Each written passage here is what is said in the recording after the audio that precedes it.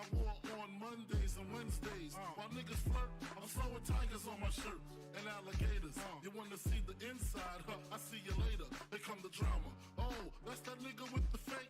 Wow, why you punch me in my face? Stay in your place, play your position. Here come my intuition. Go in this nigga pocket, rob him while his friends watch it, and hoes clock it. Here comes respect. His crew's your crew, or they might be next. Look at they man, big man, they never try, so we roll with them. I stole with them, I mean loyalty. Niggas bought me milks at lunch. The milks with chocolate, the cookies, butter crunch, 80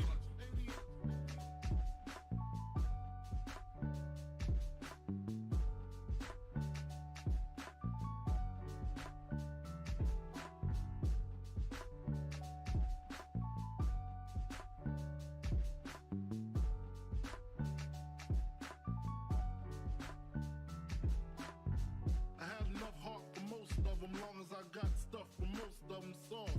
Even when I was wrong, I got my point across. They depicted me the boss. Of course, my orange box cutter make the world go round. Plus I'm fucking bitches ain't my homegirls now. Start stacking, dabbled in crack, gun packing. Nickname Medina, made the scenes, took my Ninas. From gym class to English, pass off for global. The only nigga with a mobile.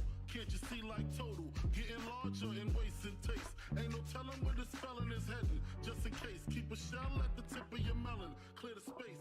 Your brain was a terrible thing to waste.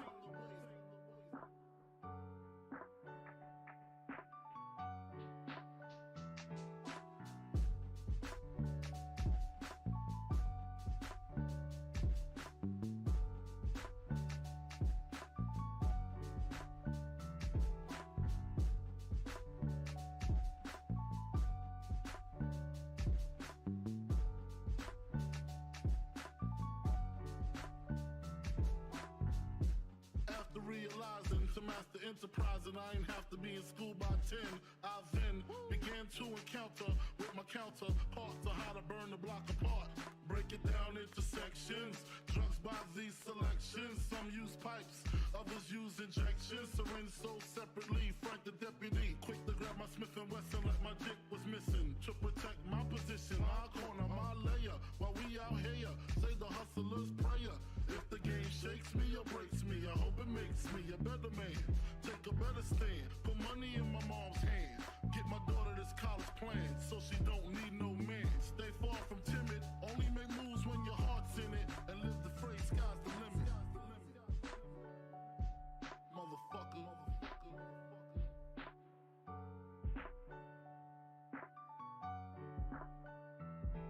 88.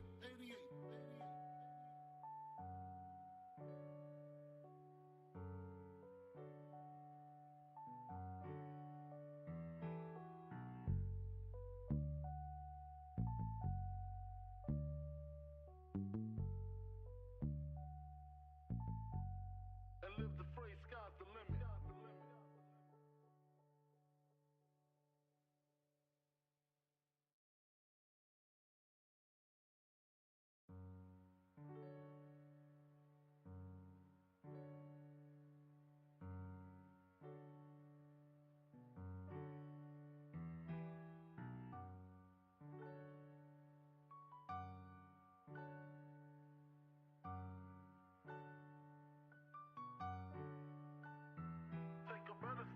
Put money in my mom's hand. Get my daughter this college plan, so she don't need no man. Stay far from timid, only make moves when your heart's in it. And live the phrase, sky's the limit.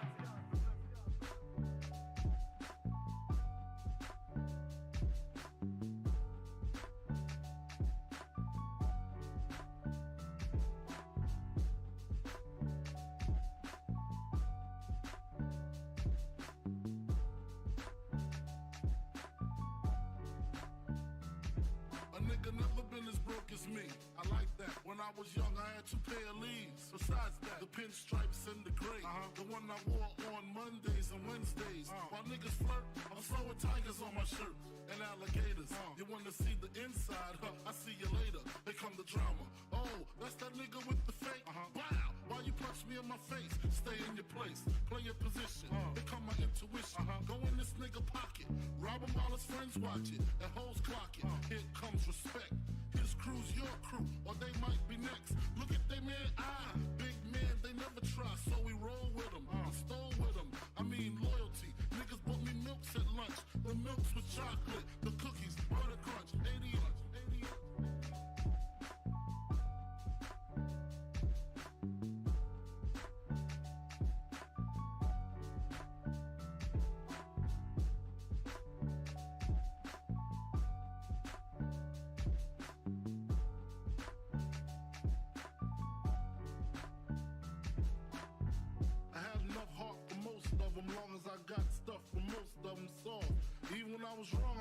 point across. They depicted me the boss. Of course, my orange box cutter make the world go round. Plus I'm fucking bitches ain't my homegirls now. Start stacking, dabbled in crack, gun packing. Nickname Medina, made the scenes, took my Ninas. From gym class to English, pass off for global. The only nigga with a mobile. Can't you see like total? Getting larger in waist and taste. Ain't no telling where this felon is heading. Just in case, keep a shell at the tip of your melon. Clear the space. Your brain was a terrible thing to waste.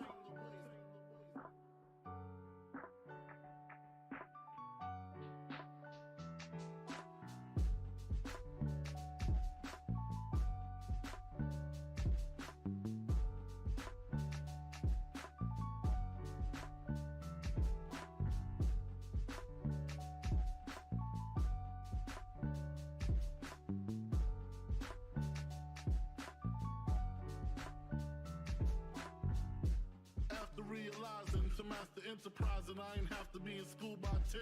I then began to encounter with my counterparts on how to burn the block apart. Break it down into sections.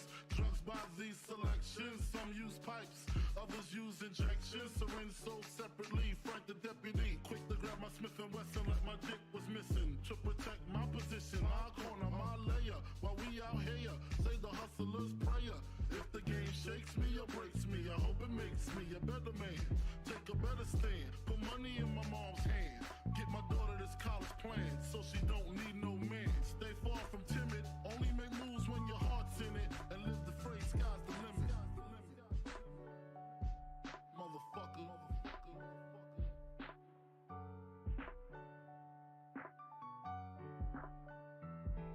88.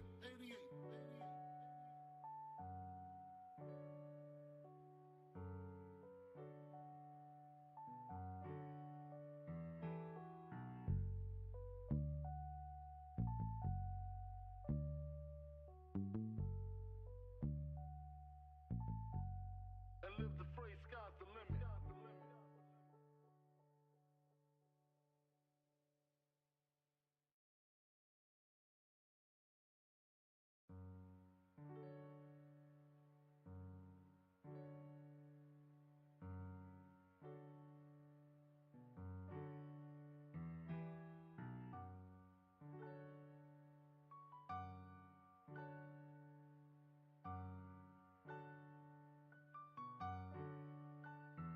Take a better stand, put money in my mom's hand. Get my daughter this college plan, so she don't need no man. Stay far from timid, only make moves when your heart's in it. And live the phrase, sky's the limit.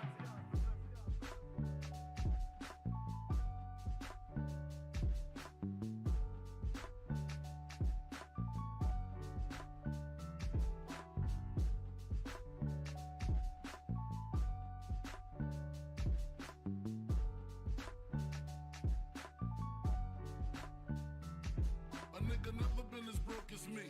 I like that. When I was young, I had 2 pair of leaves. Besides that, the pinstripes and the gray. The one I wore on Mondays and Wednesdays. While niggas flirt, I'm sewing tigers on my shirt and alligators. You wanna see the inside? I see you later. Here come the drama. Oh, that's that nigga with the fake. Wow, why you punch me in my face? Stay in your place, play your position. Here come my intuition. Go in this nigga pocket, rob him while his friends watch it. And hoes clock it. Here comes respect. His crew's your crew, or they might be next. Look at they man, big man, they never try, so we roll with them, stole with them. I mean.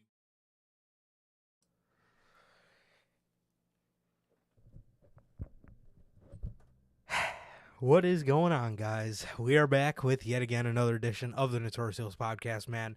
This is another edition of Notorious Unscripted, man. This is episode 124 of Unscripted, man.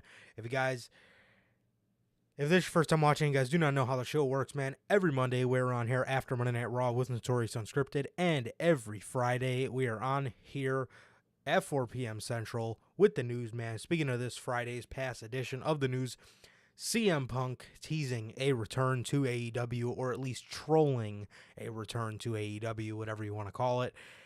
And what was the other big story on that episode, man? It was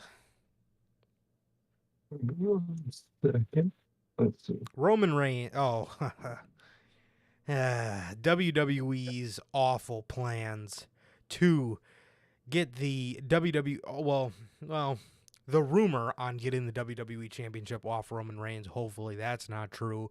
But the awful, and I mean awful, plans of WWE's WrestleMania WWE Championship match and Roman Reigns' Universal. Just bad world title stuff for WrestleMania season, man. So, if you guys did miss that, that is episode 143, I want to say. 142. I'm losing track of everything here today, man. So if you guys did miss episode 142 of the news, you guys can now watch that on all platforms, man. That is Anchor, Spotify, Google Podcasts, Apple Podcasts. If you want to see it first, join us right here every Friday at 4 p.m. Central for the news, man. And yeah, man, if you guys have not got a chance to get your hands on some of the official Notorious Heels podcast merchandise, you guys can now find this live on the merch shop. That is bonfire.com. Link is at the top of the description of this very video, and it is in either mine or Sir K's social media handles, man, or social media pages, rather. It is not hard to find whatsoever, man. You have the Chicago flag design, the Chicago skyline design, the base logo design, the Riddler-inspired best kept secret to the IWC design, the Notorious scratch logo, the only community that matters design, the Uncrowned Kings of the IWC, the Biggie inspired shirt, and the Christmas shirt, man. All 8 of these beautiful designs available in more than just t-shirts live on bonfire.com right now. Link is at the top of the description of this video, and it is in either mine or Sir K's social media pages, man. And with that, what did I just do? Okay, my bad. And with that, that is going to do it. My God, what am I saying, bro? And with that, if this is your first time watching, you guys do not know who we are here at the Notorious Heels Podcast. I am Johnny Mayhem, one half of the host of this very show. And as for the other half, we got my man Sir K here. How's it going, man? Going good, man. Going good. Just been chill out, man. Just been chill out, doing the normal thing, man. Been hanging out, bro. Doing the same old thing, man. But usually Durante's here. He'll probably be here soon, if not in the replay, man. He usually asks, "How's life? How's family?" Life's good. The family's good, man.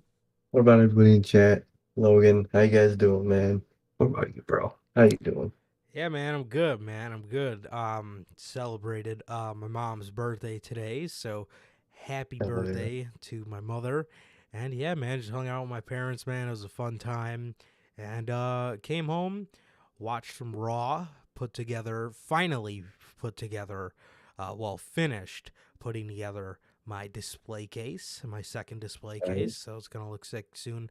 Got my Bronson Reed figure today, man. So yeah, man, it's all good and dandy. It's all good and dandy, man. So yeah, yeah, that's pretty much about it for me, man. And yeah, so what is going on to everybody in chat? As Durante usually asks, man, I'm good. Family's good. And what about you, Durante? But yes, how is Logan? How are you, Logan? And everybody else in chat, man. And yes, thank you guys for being here, man. So before we start the podcast, man, before we get into all the weekly news, before we get into AEW Dynamite, we actually have a special announcement for you guys, man. So, with that, we have brought to you guys Notorious Unscripted.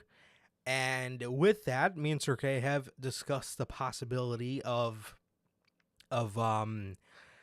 doing some specials, and when we do have one coming up, we brought to you guys the WrestleMania mock card. We were going to put together some mock WrestleMania cards and read them off to you guys, and me and Sir K were going to pretty much, bring you guys our WrestleMania 39 fantasy booking almost, so a little glimpse into our past. So with that, again, we have brought to you guys Unscripted, and I think it's time we flip the script a little bit, man. So with that, we are proud to announce our newest show, the Notorious Heels Podcast presents flipping the script, man. We are going to flip the script with you guys, man. A little bit more different than Unscripted. This is the logo for the show itself, and pretty much what this show is going to be. Is it going to be a weekly show? No. This is going to be a show where we come on with specials, pretty much, like our WrestleMania 39 fantasy booking card, you know? So that's what this show is going to be about. This show is also going to be the show that we accept some guests onto the show, man. So if you guys, you know, are willing to do the show, and, you know, if we want to bring you on, it could be you, man. You watching this video right now, it could be you on the stream, man. Yeah. Obviously, all you would need is a webcam so we could see you. But yeah, man, if you guys want to be on the show, you know, let me know and we could take it under consideration, man. But this is going to be flipping the script, man. So we're going to flip the script a little bit on you guys, man. And actually, we will be flipping the script this Thursday, around 7 o'clock Central Time, with our WrestleMania 39 mock card, man. And that also gives us an opportunity to chat it up a little bit with you guys about Wrestle Kingdom 17, man. Obviously, that's going to be happening in the early hours of Thursday. And yeah, man, so we're going to flip the script a little bit on you guys then. But this is the logo for the show, man. And again, this is not going to be a show where we just do fantasy bookings. It could be, but this is also going to be a show where, again, we invite some of you guys on the show and we talk a little bit with you guys about some professional wrestling, man. So again, if you got a webcam, man, and you want to be on the show, hit us up and we will be accepting all applications, man. Well, we will at least be taking them under consideration. Yeah, not just anybody, trust me. So We did that before. yeah, it was a fucking epic fail. Regardless, the second thing I want to do, not announce with you guys, but go over again, because you guys probably think I'm like Vince McMahon at this point. You guys probably think I'm the one with dementia. We have not forgotten about the one and only Notorious Heels Gaming, man. This is still coming to the channel. Obviously, you've seen the logo there.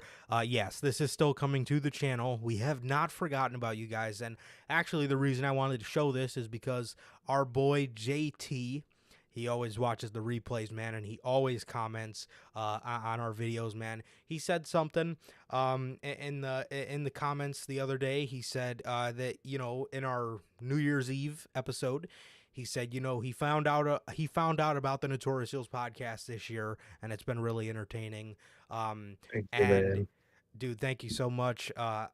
As always, man. And the last thing he said, the most important thing that made me want to go over this with you guys, and more specifically for him, man, is he said he hopes to see some gaming on the channel this year, man. So just a brief explanation on why we weren't able to get it to you guys last year. You guys know I'm in a new environment. I got better audio quality, man. You guys know from the glare in my glasses, I got a new monitor, a new computer, pretty much up the quality of the podcast before Xfinity, you know, had to stick their nose into everything, but I digress.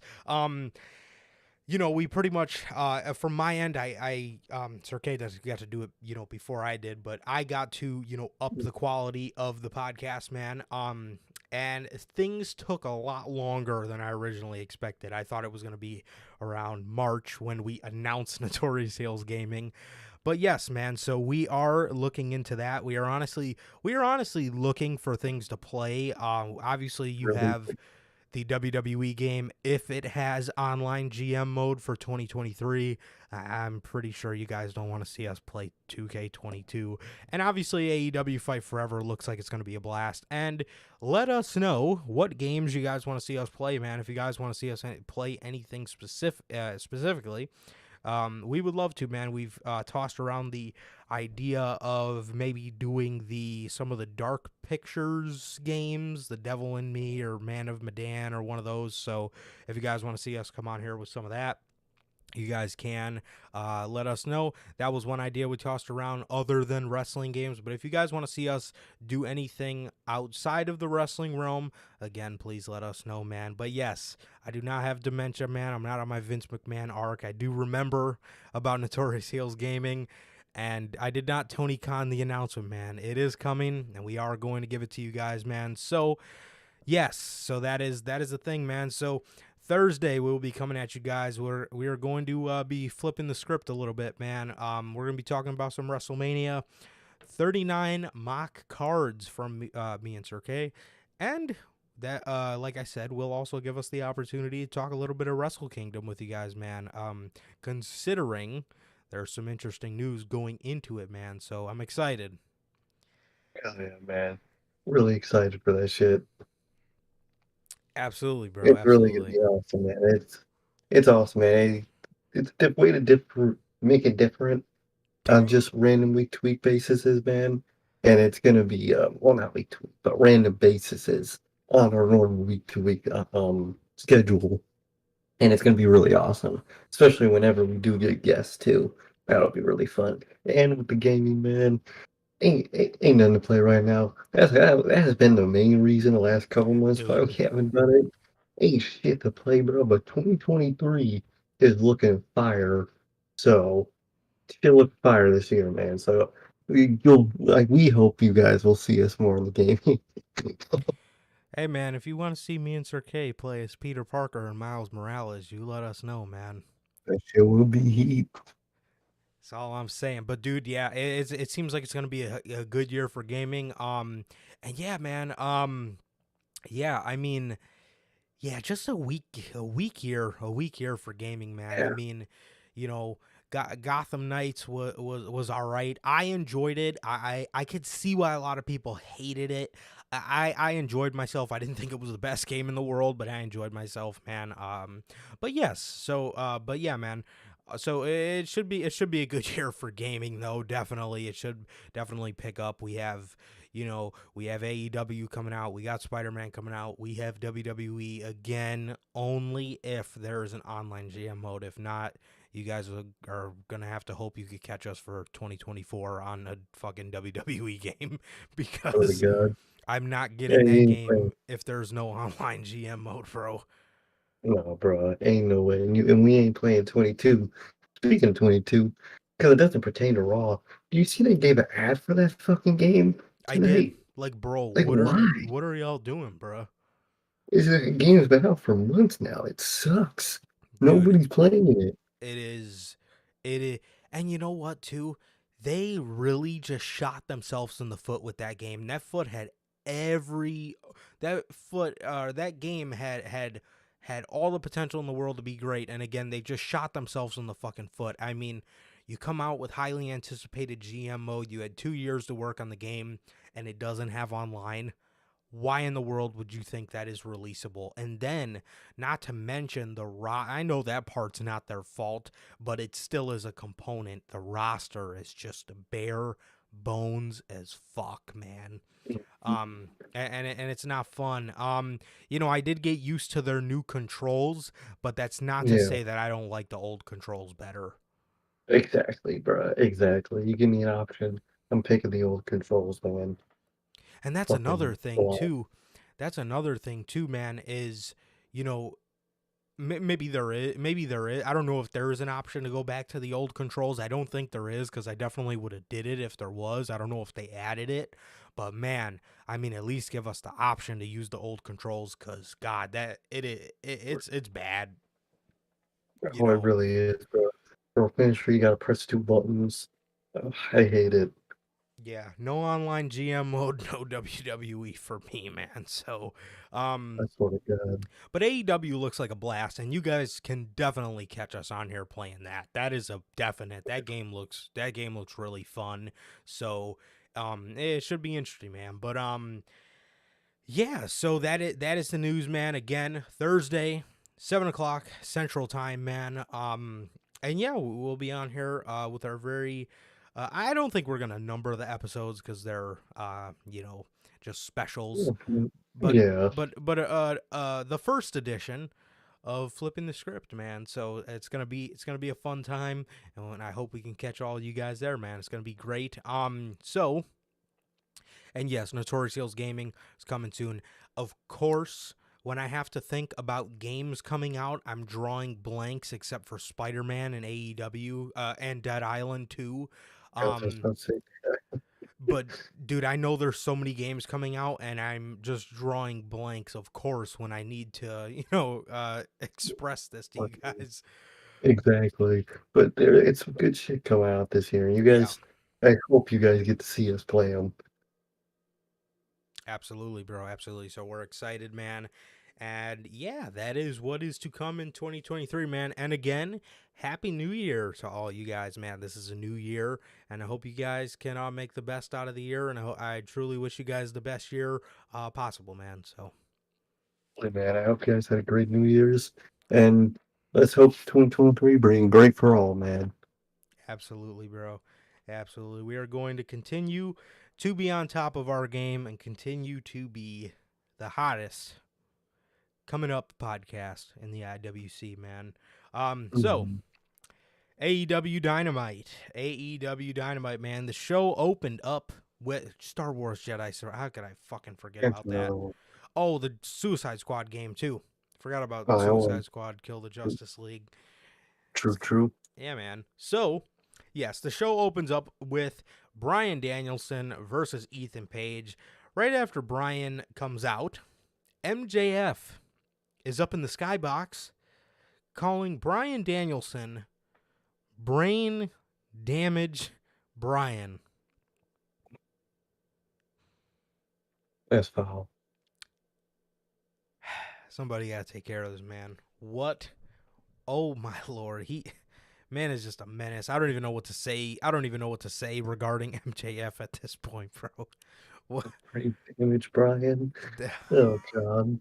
That ain't right. Good old MJF, dude. But so that is how the show opened up. It opened up, like I said, with Ethan Page versus Bryan Danielson. It was actually a pretty good match, man. It was actually a pretty good match. I will say, the last couple weeks, AEW has really strung along a really good past weeks of Dynamite, and this week specifically, man. I mean, the in-ring quality of the show.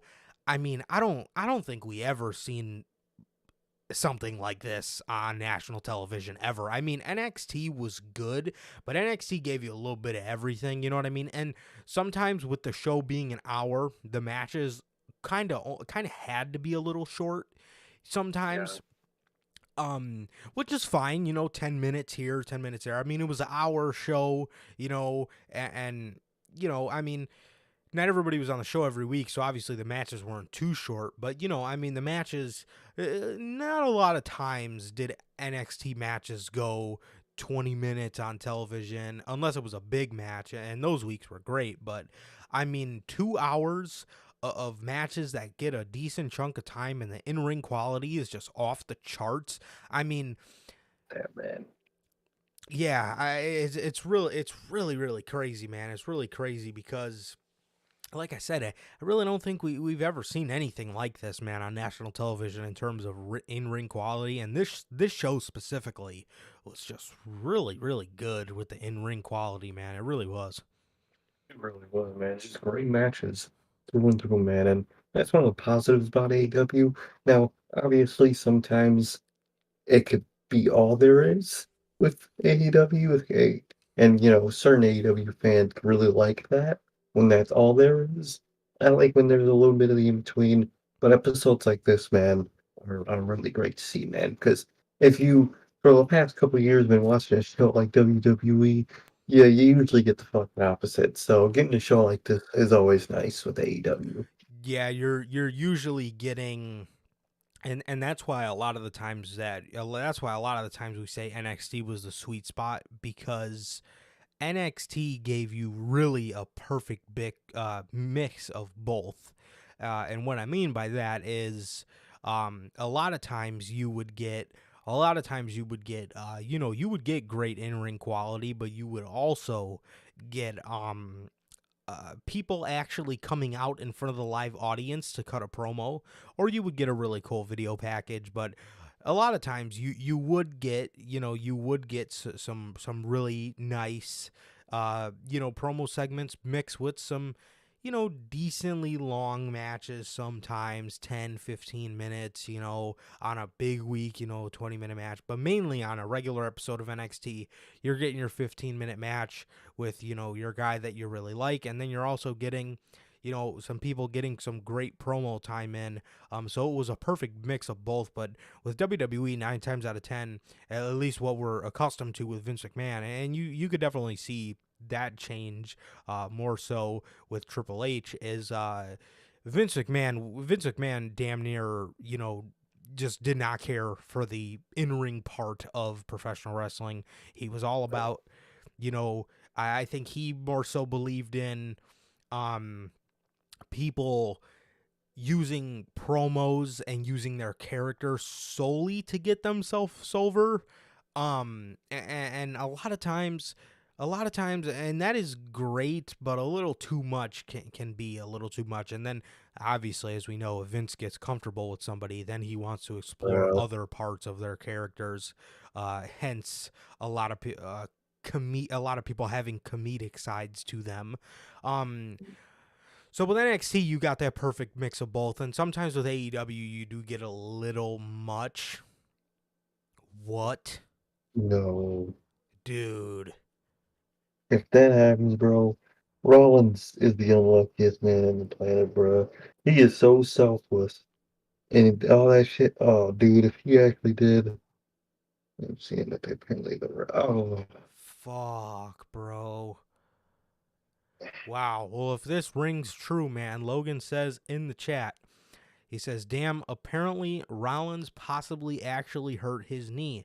And I'm seeing that apparently the ref threw up the X when they were trying to get Rollins to the back.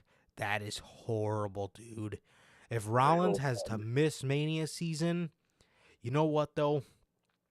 You know what that's going to open up? If The Rock is available, we are getting Cody Rhodes versus Drew McIntyre, the ex-tag team champions. They used to be tag team champions for the real OGs. And we are getting Roman Reigns versus The Rock. Now, if Drew McIntyre, if Cody Rhodes, if The Rock doesn't make it, we're probably getting Cody versus Roman. But for Drew, I don't know if I don't want to see Drew versus Bobby Lashley again. So I don't really know what you do in that. Drew versus Johnny Gargano. There you go. That could be really good. On the Drew fucking versus money. Johnny Whistle. All right. Never mind. All right. So anyway, Johnny. damn, that's Dude, I hope not, man. I hope. yeah. Uh, If that's it's horrible.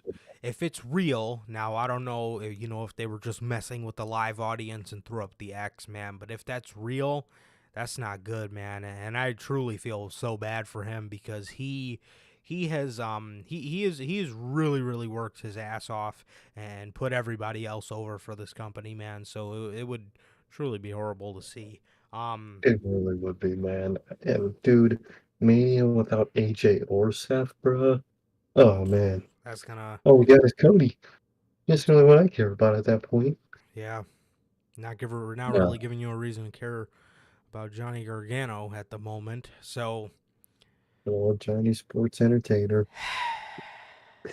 killing me with these names, bro. That's how I say him. Killing me Because with they these hit names. they should The I shouldn't be calling him that, but that's how it is. worst part is, man, I can't tell you you're wrong, but I just Exactly. I wish I was wrong. that's the part that kills me. It really is. However, yeah, man. So that was a lot of the time. A lot of the times can be a bad aspect to AEW is maybe a little too much in ring quality, and people who do want to use their characters to get over really aren't given the opportunity to. But lately it's been a decent mix of both, and I think it really helps with a guy like MJF as your champ, who's a very character driven character, so it's nice to see, man. Hell yeah, man. Hell yeah. So Danielson, what's the word? Incapacitates Ethan Page here. He incapacitates Ethan Page with a almost like an STF, but he's kneeling instead of laying on his back like John Cena would. If that makes any sense. Almost kind of like a. If anybody remembers when Page used to use the Rampage, almost kind of like that, but on the ground, if you can imagine. I don't know exactly what the thing was called, but then Danielson starts taunting to MJF, man, and MJF was up in the skybox with who he said was the hottest girl in Colorado. Did she not look like a mix of Shotzi Blackheart and AJ Lee? Well, she 100% did, bro. I was like, damn, that's straight up Shotzi Blackheart right there, bro. I swear to God, bro. I I swear to swear to God. God. Apparently, she's some indie talent Mm-hmm. that they got to do this, which is cool, man. But like, I was just thinking, like, damn, she looks exactly like Shotzi I Blackheart. swear to you, bro. I swear to you. Yeah, man. I was like, I looking at her and I'm like, geez, she looks like Shotzi Blackheart and AJ Lee at a kid. And literally, like, she looked Oh my like God. AJ Lee, but she had her makeup done like Shotzi Blackheart. And it was, that was, I don't know, man. I don't know. Regardless, we move on to the next segment, man, and it's Wardlow in the back with Renee Paquette. And he's talking about how him and Samoa Joe have done too much talking, and tonight is going to be the night where they do some action. And Samoa Joe comes up and he hits Wardlow. He, pounces him to the ground, and then he goes, "How's that for your action?" And he has a pipe in his hand and he hits Wardlow in the knee with it. Now, that is going to come into play later. One thing I didn't like about this is they were building it up all night like Wardlow wasn't going to be able to compete, so I started to think we were getting a mystery person for the final episode of 2022, and obviously, we don't know who that could be. That could be, hell, that could be Adam Cole, man. We don't know what's up with Adam Cole. That could literally be anybody. Anybody. That could be literally anybody on the roster, man. Or if they wanted to bring anybody new in, Chris Hero. But regardless, what's up, I swear, man, they got to do it. dude? Perfect member of BCC. Dude, they've literally, I don't know what's the deal with TK, but my God, I mean, if he's as big as indie wrestling fan as we think he is, bruh, you've tossed around the idea of bringing him in on more than one occasion. Swear, and dude, his name would fit so perfectly on their merch, bro. Yuta, Mox, Danielson, Hero, and Claudio. That shit's Moxley, heat, bro. That shit will be heat. bro. Come on, dude. Oh, and I don't know if they could legally do this, bro, but if you can legally do this, keep Regal's name on the merch. They probably can't if it's any new merch, but if you can, bro, keep that man's name on the merch, man. So, you know how, well, Pro Wrestling Tees is able to, work their way around putting the word fuck on a t-shirt. Like they have the FTR shirt that I really need to re-up on because I just love that Same. shirt so much. Most fucked at this point. Really? Oh, it's got pretty bad over this past like year and a half, Oh, 2 wow. years. That sucks. Yeah, I I really, definitely need to be up. yeah, I really need to re-up on that shirt because I love that shirt. So obviously, if anybody remembers the FTR shirt, their first AEW shirt that says "fuck the rest," how cool would it be a Blackpool Combat Club shirt for Chris Hero that says "step up" or "get stepped on," but "or get stepped on" is replaced or like written over in blood with "step up" or "get knocked the fuck out." That shit will Bro, be heat. that shit would be Dude. so hard, bro. Oh man, that Put, shit would be heat, put bro. Chris Hero in the fucking group. Dude, I miss me some Chris Hero. I was watching some of his work last night. My God, bro. I had nothing to do. I was bored. I was waiting for Dying Light to finish downloading, and my lord, I miss me some Chris Hero, man. I swear to God, man. So, speaking of the Blackpool Combat Club. Oh, yes. So, just wanted to finish this off really quick. But yes, I really was they kind of, I mean, I wasn't hoping for it, but they kind of made you steer in that Like, direction. yeah, they played it as if it was going to be someone else. Definitely, man. So, yeah, so that was that. And, we'll talk a little bit more later. Obviously, this comes into play throughout the whole show. So, the Blackpool Combat Club, Jon Moxley and Claudio Castagnoli on this night wrestled as a tag team. They came through the crowd. It looks cool seeing Jon Moxley come through the crowd, but when he's with his faction, something about that, man. I mean, he's just Jon Moxley, man. Throughout his whole career, man, he's just got a thing for Just coming through cool. the crowd. I love it, man. I love how he comes through the crowd. That's so fucking perfect for him. 'Cause I really couldn't imagine what he could do just going out the ramp. You know what I mean? Yeah, I know. I can't imagine it. I can net like obviously with a group, if he's pulling up, sometimes he could just come out there. With these, it's a group. But even that, even like when they do their Blackpool Combat Club entrance, they all come out the entrance stage, and he goes separately through the crowd, or they all go through the crowd with him. It's awesome. I Absolutely. really like how he adopted that.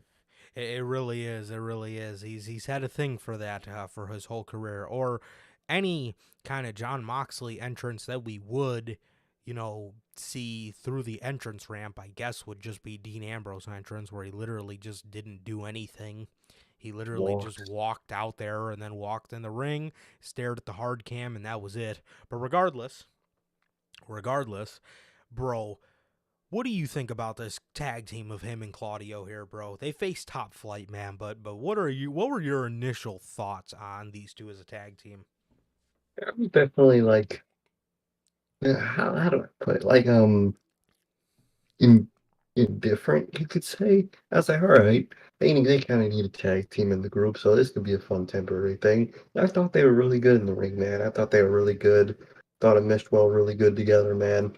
Top Flight, I love that Styles clash that they had with them. I thought that was really good, man.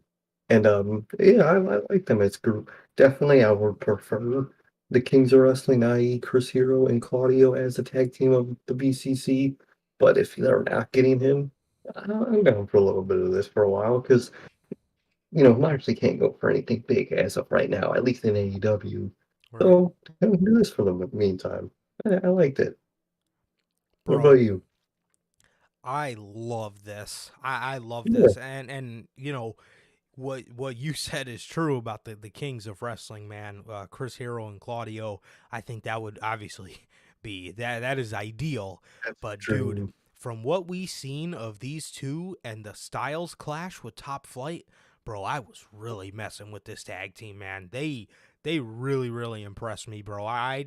You know, you're obviously you're expecting good Yeah, good in wrestling, but absolutely, but the just and kind of gritty style that Jon Moxley wrestles to kind of see Claudio like dip into that, and the way they were working heel against Top Flight, it just it just fit, bro. It just fit. It was really good and really enjoyable. But they faced Top Flight here, and out the gate, bro, they were beating the hell out of Darius Martin, and he still had his fucking Top Flight hoodie on.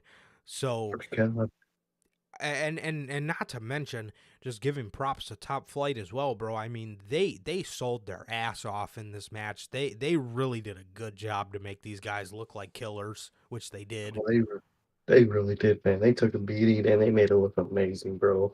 I love Top Flight. I think they're a really good tag team, man. Me too. And they might, I don't know if 2023 might be their year. The end of 2023 might be their time to shine. I don't know about the beginning, but I feel like by the end of 2023, they might have an acclaimed level come up or breakout, you could say. I could absolutely see that. I could Definitely, man. Definitely. absolutely see that. So Jon Moxley was on the outside, and he gives Dante Martin a paradigm shift, and Dante Martin absolutely sold his ass off. And Claudio Claudio gave Darius a neutralizer and he kicked out, bro. And Claudio was absolutely pissed. He was so pissed. He threw his mouth guard on the ground and he Darius slapped him. He threw his mouth guard on the ground and he just gave Darius the most wicked European uppercut, man, and that's how he beat him. But bro, these two as a tag team, like the viciousness and just the gritty style that they wrestled was good, man. I really enjoyed it. Oh, definitely, man. I really like them as a tag team, man. I really did. Absolutely. Absolutely, man. So Orange Cassidy. See how we go just from 100 to 0. Dude, Welcome to Dynamite. Welcome to AEW. Orange 100 to 0. Orange Cassidy was being confronted for a championship, an All Atlantic Championship title shot from Kip Sabian. This segment was absolutely dreadful. I And hate it. Orange said, or Kip said, I eliminated you from the Three Kings Battle Royal. And then Orange said, well, I'll give a All Atlantic title shot to whoever eliminated you from the Battle Royal, Kip. And Trent said, well, I eliminated him. And Orange Cassidy said, all right, then you get a title shot. Dude, Orange Cassidy's gimmick is to not care and to be lazy. So what I ask, how are you going to expect people to care about a championship reign when the guy holding the title acts like he doesn't care about the championship? Because I thought the whole purpose of the gimmick was not that he doesn't care, but that he's chill about everything. Right. That's what I thought it was at first when AEW first started. He cared about the business. He wanted to win shit. He was just chill as fuck about it. That was the character. And they played it off in the beginning of AEW so well, where they made everyone intimidated by him not caring, by him just standing there chilling, bro. Because it kind of looked like he could whoop your ass. Yeah. And I had that comment. But like So it was so cool. And I was like, all right, this guy's got some potential. He's kind of funny. Let's see how this goes. And now it's just, yeah, I don't care. what the, Fuck is it? what the fuck? Golly. Damn. Fucking Windows, man. But Look, man, get the fuck out of here, bro. Coming you here little fucking weirdo, saying this bullshit. John Blaze, get the hell out What's of wrong here. with you, man? Oh, fucking Sean sent you. Is that what this is? We'll get to the bottom of it. But like I don't know. I just don't like the gimmick of just, oh, I don't care.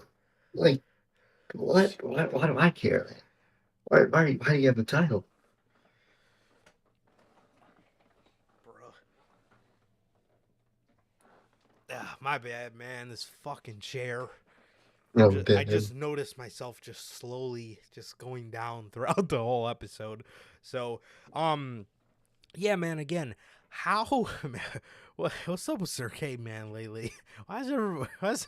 You can come around me, dog. Dude, I'm telling you, it had to have been sent by Sean, bro. He had to have been. Is that you, Sean? Is that a burner? What is I the think that deal, might be a man? burner. Is that Sean Ross Sapp's burner, man? Is that what's going on here? I think it might be, bro. Because why are you coming after me, anyways? Do you subscribe? Do you pay money for wrestling news, you little geek? I You probably do. look. I would go check out his stream, but it's only 11 o'clock, man. It's looking a little too early to fall asleep, man. I'm just I saying. swear to God. Come over here, man. We're gonna keep you awake. Or the charisma lies, bro. You ain't gonna find it in the journalists out there. What's up, man? What's up, bro? Why is everybody coming for Sir K's head, man? Oh, man, the hell going on over here? You're about three You gotta be a tweets. burner.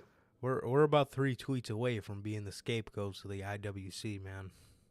I swear to God, we really are. What's going on here, But man? fucking Orange Cassidy, bro. Dude blows. I was more interested in the All-Atlantic title when Pac was fucking desperately trying to be on TV. Bro, that title was more relevant when Pac had it off TV than Orange Cassidy has it on TV. The Yeah. fuck? I hate this Orange Cassidy gimmick. I hate what it's turned into. Get the damn title off him. All this shit blows. I hate it. Yeah, I mean, again, man, I mean, I just don't understand how you are going to, portray this championship on a guy whose gimmick is to not care about anything. I don't really care, or I don't really understand how that's supposed to get me to care. Again, how am I supposed to care about a title that the guy who's holding it doesn't care about? You know what I mean? So it's like, Exactly. it doesn't. It doesn't make any sense, man, and it does not resonate good at all on television, man. Not at all. No, it really doesn't. So next up, we get Hook. We get Hook on Dynamite. Seems like Tony Khan is giving Hook a 4-week spot on television, and then that'll probably be it for the rest of the year with Hook. But on a real note, I miss Hook, man, and I really hope this isn't one of Tony Khan's 4-week stretches that he puts people on television quarterly, not even quarterly. For one half, you get a nice 4 weeks of television in each half of the year. But it's good to see Hook back, and it really is, and he's really been stringing along some momentum for himself that he should have never lost, but he did lose because half of the time we were too worried about other things like Ring of Honor. Exactly. So Hook beat a enhancement talent here, man, and then he was confronted by Lee Moriarty, Stokely Hathaway, and Big Bill. Big Bill. Oh, God. I mean, bro, again, what is the name, dude? What is with the name? He goes face to face with Hook as Jungle Boy comes out and takes care of Lee Moriarty. He goes face to face with Hook, not really face to face, more like face to chest. But Morrissey was looking straight ahead. Hook lifted him up to give him his suplex, and the crowd absolutely went nuts. Morrissey, dropped back down, grab Hook for the chokeslam, and Jungle Boy came in with a 2x4 and started swinging it at Morrissey here, man. So he went to swing him right across the fucking head, and Morrissey then got out of dodge and retreated with Moriarty and Stokely Hathaway, man. So, Good thing Jungle Boy ain't Ricochet. That would have been bad. oh god, bro, yeah, God no damn. kidding, no kidding, dude. Jericho then had a backstage promo segment where he talked about Ricky Starks. And yeah, man, that was pretty much that. Not really too much, at least that I can remember from the Jericho story that week. But it is okay, man. It is okay. It's never good to see somebody too much. Not saying that we have seen him too much, but Jericho, it's good to kind of pace himself. So I like the change up from doing something on stage, which Jericho gets to do a lot, man, and have him do a backstage segment, being that. Not that his onstage segments are bad, but it's nice to let some other people get some shine. So I like that he was Definitely. the one to do a backstage this week. Exactly. Exactly, man. I think Jericho, he knows, man. He knows. Absolutely. So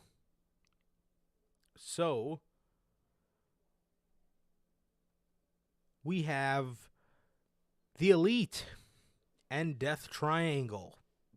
The Elite and Death Triangle, they announced this match during the show as a Falls Count Anywhere match. this match was a Falls Count Anywhere match, and they started in the back. This was really good, man. This was really good. We started this in the back. They were fighting in catering, bunch of table spots, man. They started in one of the back hallways, and then they made their way out to the entrance stage. Penta was jumping off. Penta jumped off the tunnels.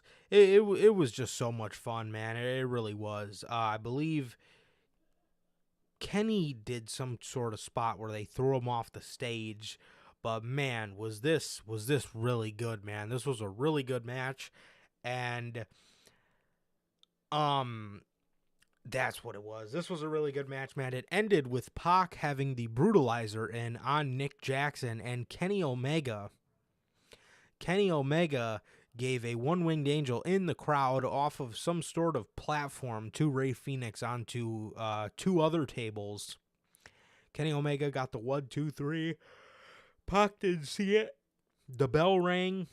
Pac thought they won, just to get up and find out that Kenny Omega got the pinfall from in the crowd area, man. So this was really good, and I really like the ending to this. It was really nice. Oh yeah, man. Very, very good ending, man.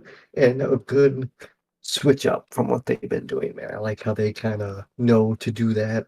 Fucking how many matches in, you got to switch it up. Glad Yeah. that they did this, man. And I can't wait to see the other matches, man. I really can't wait for that fucking ladder match. Yeah, man. So that is going to be what's next, man. I can't remember exactly what it's called in Spanish. Um, Keep saying it, but I forgot what it. I know what you're talking about. Let's look it up. Let me see. Escalera de la Muerte. There we go. In Escalera de la Muerte, man, a ladder match for the Trios Championships, man. January 11th from the LA Forum, or the Kia Forum, whatever the hell it's called. Yes, man, but dude, again, this has been really good, man. We're now tied at 3 games apiece, and we're going into Game 7, man. Escalera de la Muerte, man, a ladder match. It is going to be so sick, bro. It is going to be so good, and I'm really excited, man. I'm really excited for Wrestle Kingdom. I'm very excited for Wrestle Kingdom, and I am also very, very excited for this ladder match on, well, not at this ladder match, but the forum show in general, man. I'm really excited for that shit. From the mystery partner to this match to a whole bunch of others. It's looking like a real special event, man. It is. It really is. Next up, we get an acclaimed rap video that was just 10 times better, and just suits the acclaimed way more than, hey, what up, Durante? Hey, Way more than whatever that garbage was we got last week, bro. swear to God. And technically, this should be under news, but we're not covering it because obviously, bro, did you see what Karen Jarrett has been on Twitter today talking about, bro? After that rap? She has been talking. Yeah, I noticed that they said something about Kurt, or Jeff stealing Kurt's girl or something like that, and I seen that she said a lot about them. They broke up while they were married, and they were legally separated, but then they got back together, and then they broke up again, and then Jeff and her started, seeing each other or whatever. But I heard her saying that she was going to expose Kurt. No angle, bruh. She done said that that man cheated on her with who were the Kelly two Kelly. people I got? Kelly, and who was the other one? Who the fuck was the other one? I think it was Dawn something. Was it Dawn Marie? Is that her fucking name? I think it's Dawn Marie. Sounds Yeah, kind of familiar. yeah. I've never heard of her personally, and not, I don't know that old of stuff, but he cheated on her with Kelly and Dawn Marie, bruh. Kirk Angle at his finest, bruh. Gold Angle, bruh. That shit had me cracking up. Dawn Marie. Yeah, I honestly don't even remember her, man. No, I have no idea who that was, but Kurt Angle, bruh. Dude, The fucking shit that rap started is amazing, bro. Max Caster is the GOAT. Yeah, That shit hit me crack. looks like that was her. I seen Kelly debunked it. Yeah, yeah, man, Kurt was going crazy. GOAT angle right there. Kurt, man.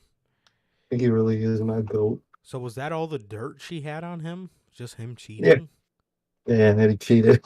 Cheated on her twice in like a 6 month span. Fucking Kurt. Fucking Kurt. Bro was a menace. I guess that fucking backstage promo with Booker really rang true. That Yeah, shit man. classic, Good old Kurt, man. Good old Kurt. Yeah, that's crazy, bro. bro. That's crazy. Next we got Ruby Soho and Willow Nightingale versus Ty J A S. Get it? This was Mm, this was what happened? this was the nap for Dynamite. I mean, it Mm, wasn't, it wasn't the worst thing ever, but I will say this. You know, I think Ty is decent in the ring, but I will say, man, a lot of her hits don't really look like they connect, and I think a lot of times her timing and her coordination is very off, bro. I mean, there was a spot specifically in this match where she's doing the Rob Van Dam chair spot, where she throws the chair and then, does a kick. Obviously, it's not RVD's kick, but it's like a bicycle kick. So she throws the chair. Ruby Soho is just holding the chair for like 10 seconds waiting for Tainara to hit her, and it just visually just doesn't look good, man. I mean, they they, it's they like watching fucking 2K gameplay. it really Fuck, is. so fucking late on everything. She'll fucking get hit, and then 2 seconds later, she fucking flies back, and it's like, what? She's just not it, bro. Neither is Anna J.S. When she was Anna J, I liked her. But bro, it's Anna J.S. It's just horrendous. Get that shit off my TV, bro. I like Willow though. I really like Willow. I do like Willow, and obviously I like Ruby. And you know what? I do like Ty, and I do like Anna Jay. I think both of them just work better as a baby face, or maybe Anna Jay can work heel, but I like her heel Dark Order a little bit more. I liked what her character was in there. But honestly, as a baby face, I really messed with Ty. I thought that role fit her. I thought that role fit her. She just seemed like a genuinely likable baby face, man. But then all Yeah, the Guevara stuff happened, and it kind of derailed her and his career, to be honest. it really has, bro. Like they think that shit's like great heel heat, and it's just garbage, man. But they're Yeah, so delusional. They really Sammy Guevara is it was really the next Cody in terms of delusionalness. Because my God, he thinks he's spitting flames, bro. That shit is ass. yeah, yeah. I mean, so they did a lot of promoting for next week's edition of Dynamite with the new colors and stuff like that. This would lead into Ricky Starks. Uh, um, them announcing the match between Ricky Starks and Chris Jericho for next week, man. So it's gonna be good. It's gonna be good, man. And this led us to the main event for AEW Dynamite, man. Samoa Joe comes out there. He's talking about Wardlow. He's talking about how Wardlow is. He's talking about how Wardlow is not able to compete, so he's just going to just take the night off, man. He's just going to take the night off. And, this was the moment where you would think somebody would come out, and um and it ended up just being Wardlow hobbling out there, man. So that. Wow. It is actual. I gotta see this article real quick, bro. Uh, Wow, we're getting breaking news. That's actually never happened to us before. oh, literally during. I remember one of the shows. I think I was one of the fucking one of the I think episodes of news. Literally right after we went off air. I think like a couple releases dropped or something. I remember we were so pissed. Oh, that The always same, sucks. oh, Wow. so the ref threw up the X, and then Corey Graves ran up to him and started telling people to come help. And apparently, it's the same knee that he injured in 2015. Wow. Yeah. That's horrible, man. Ooh. God damn, that sucks, man. I hope he don't miss Mania, bro. Him and Cody are the only two things I fucking care about. Oh, Sami Zayn too. There's like, they're half of what I care about. Oh man, oh god, man. I hope it's all well because Seth deserves so much at this Mania. Wow. Wow. That's incredibly horrible. That's incredibly horrible to hear about, man. That really, really is. Yeah, that Yeah. sucks, dude. That sucks. Wow. Well, Wardlow Wardlow would then go on to wrestle this match, man, and I feel the only reason they did this is to make Wardlow look strong. However, however, you know, I don't think it buried him. I don't think it buried him, but I think and I hope it can be a turn in his momentum because this needs to be a reset for Wardlow, man. I mean, this dude was humiliated. So, not during the match, but let's hurry up and get to that, man. So, Wardlow ends up losing this match due to, a tap out or a pass out, rather, from Samoa Joe. And he he didn't look weak, being that, he was attacked earlier in the show. So, I mean, it didn't necessarily bury the guy. It didn't necessarily bury the guy in any means. But, you know, this something needs to change because Wardlow, you know, so he loses again to the Coquina Clutch by Samoa Joe, and Samoa Joe standing there, and just as it looks like he's about to, shake his hand or whatever, Samoa Joe just hits him with the TNT Championship. Wardlow's lying there, and Samoa Joe goes outside of the ring and grabs a pair of scissors. He then goes in the ring and legitimately, and this genuinely shocked me, I that did they, not think he was gonna go through with this. me neither, he legitimately cuts Wardlow's ponytail off. He cuts That's weird. That is going to be so fucking weird, seeing Wardlow with a buzz cut. I mean, I don't think he'll look bad. I don't think it'll be one of those things that looks like just completely just weird, but it is going to take some getting used to, man. It definitely is, man. That's gonna trip me up. It really is. I don't, like I said, it'll definitely be weird. I don't think it'll be like the worst look ever, though. So Samoa Joe cuts the ponytail, and Darby Allin's music plays. Darby Allin comes from behind and runs Samoa Joe off. And dude, I am excited for this feud, bro. I am excited for this feud. Darby Allin finding his way back to prominence. Tony Khan remembering that he has a very talented, young, bright pillar of his company that is still employed. I'm telling you, man. I'm telling you, finally, I love Darby. He was my favorite GT champ to this day. Me too. So I would love for him to get it back, bro. I mean, I could believe it. Darby's the type of guy to put up to fight till he dies, bro. So try to win. Let him go through with this. Let Samoa Joe not deal with it. Let Samoa Joe not that he's not able to, but that he's never dealt with someone that just refuses to not just go and give it their all. So I Absolutely.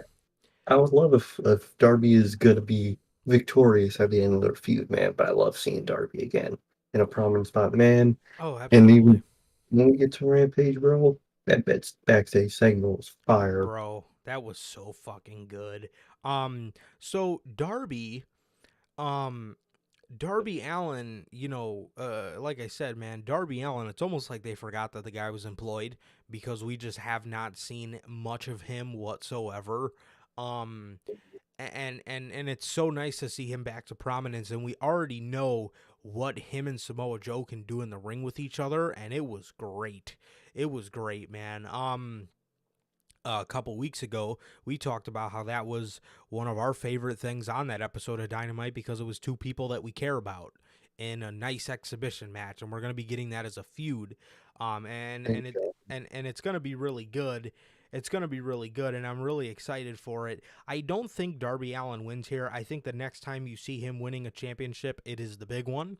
I think he I beats think so. MJF for it, but I think we start his slow climb to the top. He was holding the championship like he used to, where he would like hold it like right under his eyes, and it was so sick, bro. It was so sick. But Darby, um, I'm so excited to see him back in a prominent spot. Something that they just have not capitalized on with him in a very Exactly. long time, and it's nice to see them start to do that. Definitely, man. Definitely. It's really nice, man. It really is. Absolutely. So Rampage consisted of mogul affiliates. Swerve Strickland took on Wheeler Yuta, and that was the other thing.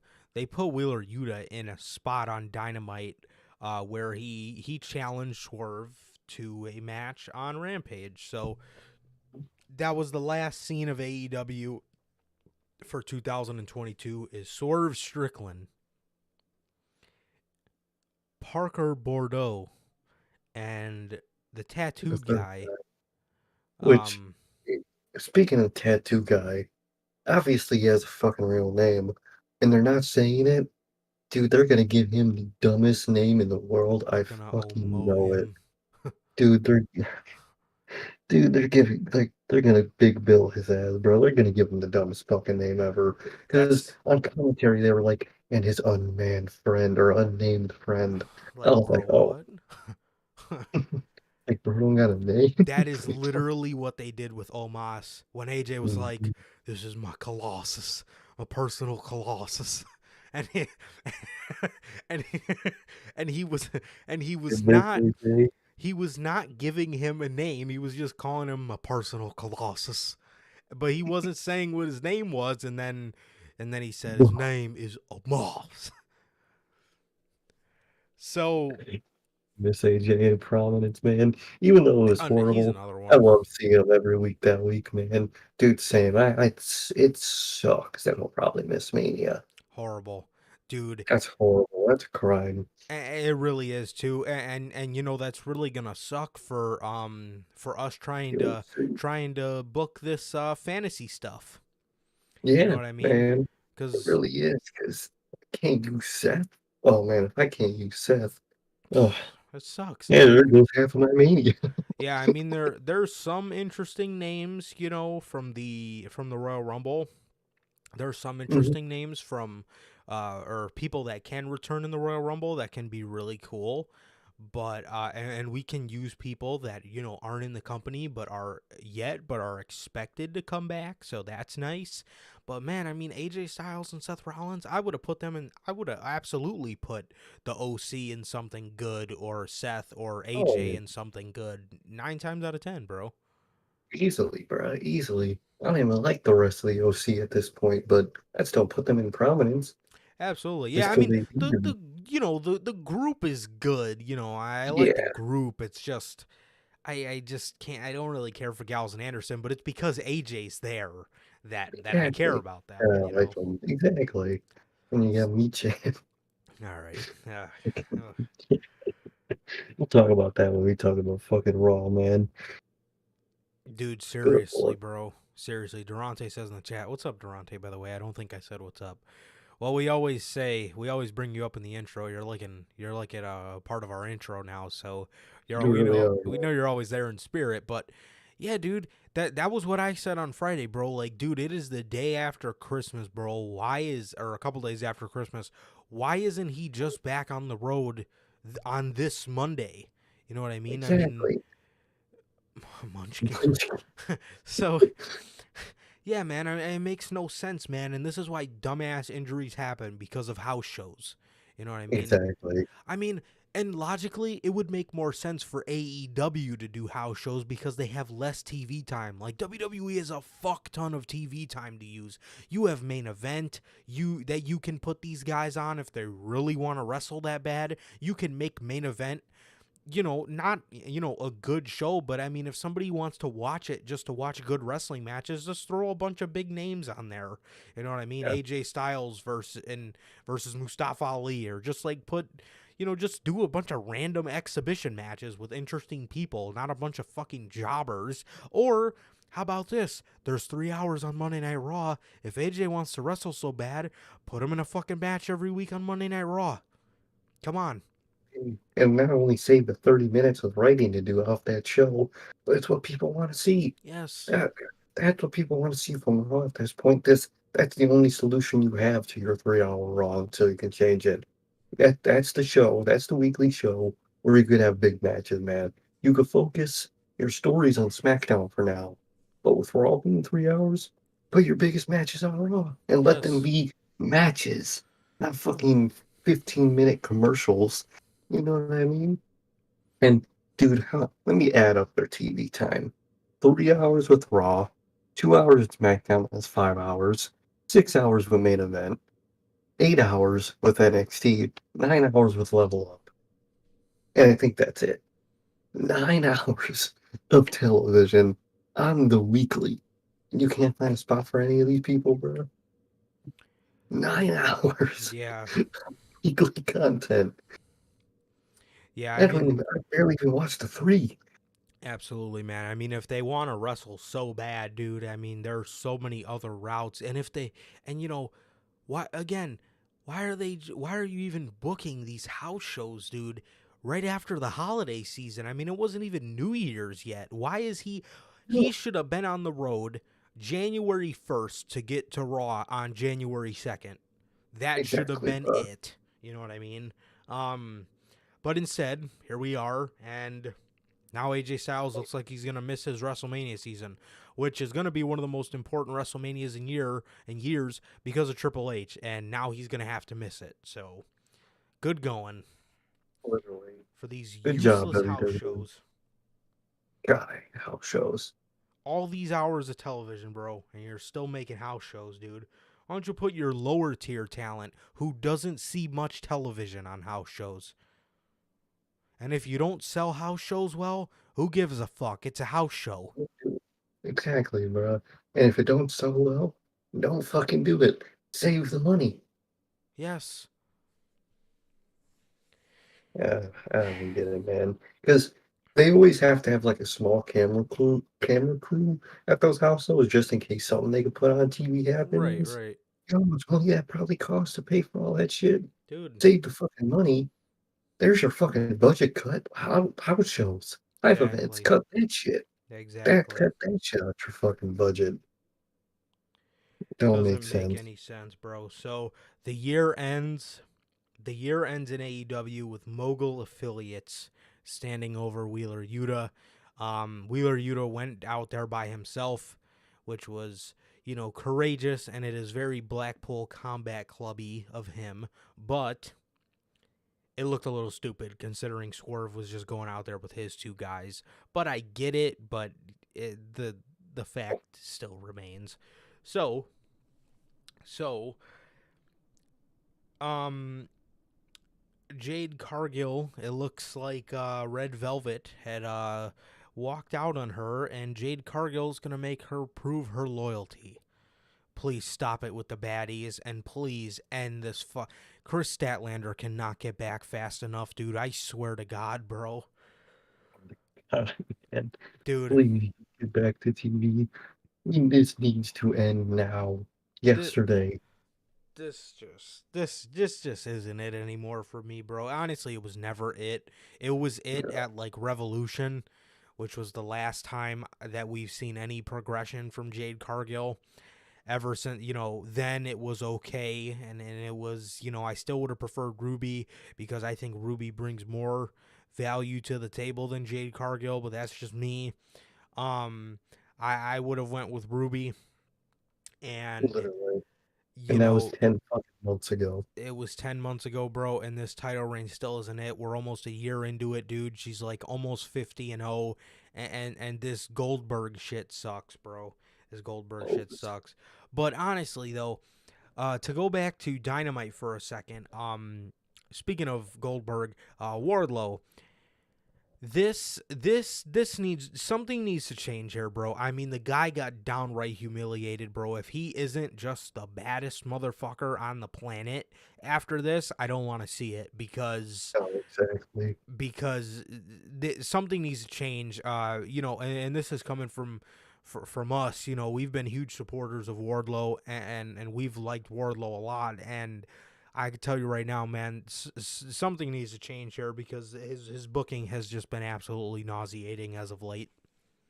Exactly, bro. It needs to change, bro. He needs to be in he needs to get his aura back. He needs to Mm-hmm. be badass again. Yep. Absolutely, man.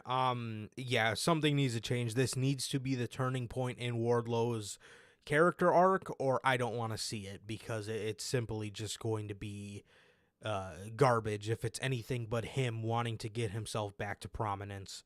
Somebody He who's so better. good, you mm, cannot drop the ball on him like that, man. I mean, mm, I don't He know. better be in career resurgence 2023, bro. He better. He really better be, man. And Orange Cassidy defeated Trent Beretta. Trent Beretta actually walked away from Orange Cassidy. He walked out on the best friends after this match. We got a promo Ooh, from Jon Moxley, and we got a promo from Jon Moxley. It was very good, and we got a backstage segment where Darby Allin was talking about next week how he can get his title back in his home city of Seattle. And he talked about how his dad never believed in him. He talked about how everybody in school would laugh at him when he wanted to become a professional wrestler. And then he looks at Sting, and I didn't expect that at all. Then he looks at Sting and he says, "You know what? I don't even know if you believe in me." And Sting just kind of looked at him, and he just started Sting, bro. Sting's that guy, bro. I will say, he's a badass old man. he really is. He really is. They have done a great job with resurging Sting. They They really have. have. He's They really been did, man. Yes, he has just been really solid, and I love him in his role with Darby Allin. So he starts yelling at Darby. He says, "You know what? What if I tell you I didn't? What if I tell you it didn't? Are you going to be upset with me? What if I told you I did? Are you going to lose that chip on your shoulder?" He says, "I don't need you to lose that chip on your shoulder." He says, "So don't care about what I think. Don't give a damn about what your classmates think. Don't give a damn about what your father thinks. Go win your goddamn title back." And he pushes Darby Allin, and Darby Allin walks away, bro. That was honestly, bro. Yeah. If anything from Rampage was fucking fire, it was that. Speaking of the other side of the coin, Preston Vance. Well, Um, I need to throw this in there first, okay? Next week we'll be getting Tony Nese versus Bryan Danielson. So next week on Unscripted we will have some Tony Nese to talk about. oh man. Yeah, dude, gotta watch Tony fucking Nese during versus one of the best people in the fucking business. Are you kidding me? You're gonna waste a Bryan Danielson match on Tony fucking Nese? Are you? Well, it is going to be a match with one of the best people in the business, and Bryan Danielson, of course, for next week. Dude, Tony, Tony fucking Nese, bro. Dude, even in that backstage segment, dude is garbage, bro. He can't talk. He just has abs. That was He's his from whole Strong looking Island, proof. man. Tony Nese. Fire, fucking fire the fucking guy, dude. Strong Island. fucking Abs Niece, whatever the fuck his cruiserweight nickname was. The Get rid of premier him, athlete. dude is garbage.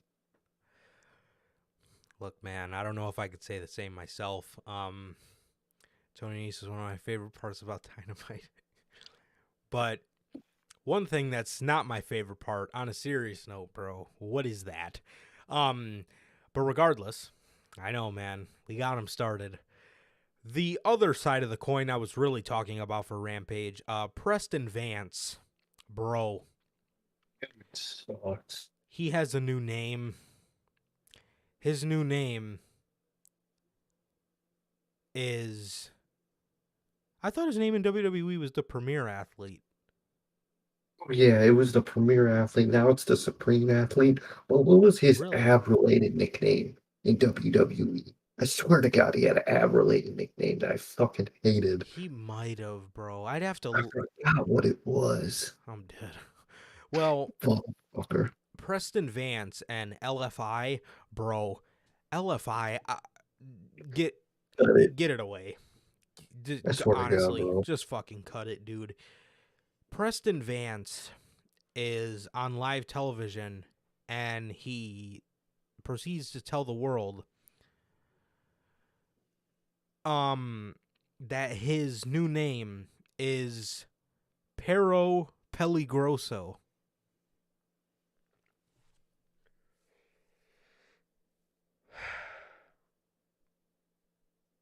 Pretty good. So, Dude, I get, how LIJ isn't necessarily everybody that is just, Japanese. So I get having somebody maybe that's not Mexican in the group, but yeah, good Cam. God, Preston Vance, so far ain't it. And that new name is not it either. What a fucking train wreck. And it's weak. Well, I don't really know because he hasn't been on television, but week something. And it was bad. It was bad at the turn. This just made it all that much worse, man. What a fucking... What a train wreck. Always handling Andrade's groups badly, or Andrade and or his groups, man. What a mess. What a fucking mess. Of all people you decide to put in that godforsaken group, you put Preston Vance, the most bland human. He was more interesting with the fucking mascot. True. Like, He was. like, dude, what is that name? Dangerous dog in Spanish. Fucking put him down if he's a dangerous dog, bro. Because it fucking blows. That shit sucks. You could have put anybody else in that fucking group and it would have been better. That is horrible. You're killing LFI. Fucking, dude, it sucks. It fucking sucks. I feel bad for those guys, man. They get signed to the company and they get put in this shit fucking group. If I was them, I'd be regretting signing right now. Because what is that? No doubt about it. Uh, that man TK got to get his shit together with this group. No question, bro. No question. So, SmackDown. SmackDown, man. We got two things to talk about, man. We're going to start off with the good. Bray Wyatt. Bray Wyatt and LA Knight opened the show. Bray Wyatt and LA Knight opened the show, and LA Knight's out there. Bray confronts him, and LA Knight challenged him, the heel, challenged the babyface to a wrestling match at the Royal Rumble. Love to see it. Bray Wyatt accepted it. All of a sudden, Uncle Howdy starts playing on the Trons, and he tells Bray to revel in what you are. And Bray's just looking upset, and LA Knight is just looking like, what the hell again, and he's telling Bray, I knew he was with you. So this character comes down the aisle wearing, the top hat, the Uncle Howdy getup, but this is a guy who is significantly smaller, skinnier, And he also has a very different mask from the Uncle Howdy that we seen in Chicago on the 15th or the 16th or the 17th or whatever it was when they were out here before Christmas. A lot of people were saying this is Uncle Harper. I don't see that at all. And also, the mask was almost like a Jeepers Creepers looking mask. Yeah, it was, man. And I originally kept thinking it was Vincent behind the mask, but I saw a picture of sort of someone like faded that mask into Bo Dallas's face. That was 100% Bo Dallas, bro. I think I it sent the was. tweet to you guys, bro. Oh, it was like last week or something. It was a minute ago now. No, not last week, but like over the weekend or something. It had to have been, bro. That was his face, man. But man, I like it, man. I like that mask a lot. I like how you can see part of the face in it. I like that a lot. Definitely. Definitely. So that's the thing. A lot of people, like I said, were saying that this is some new Uncle Harper, and I don't see that at all, and I don't see the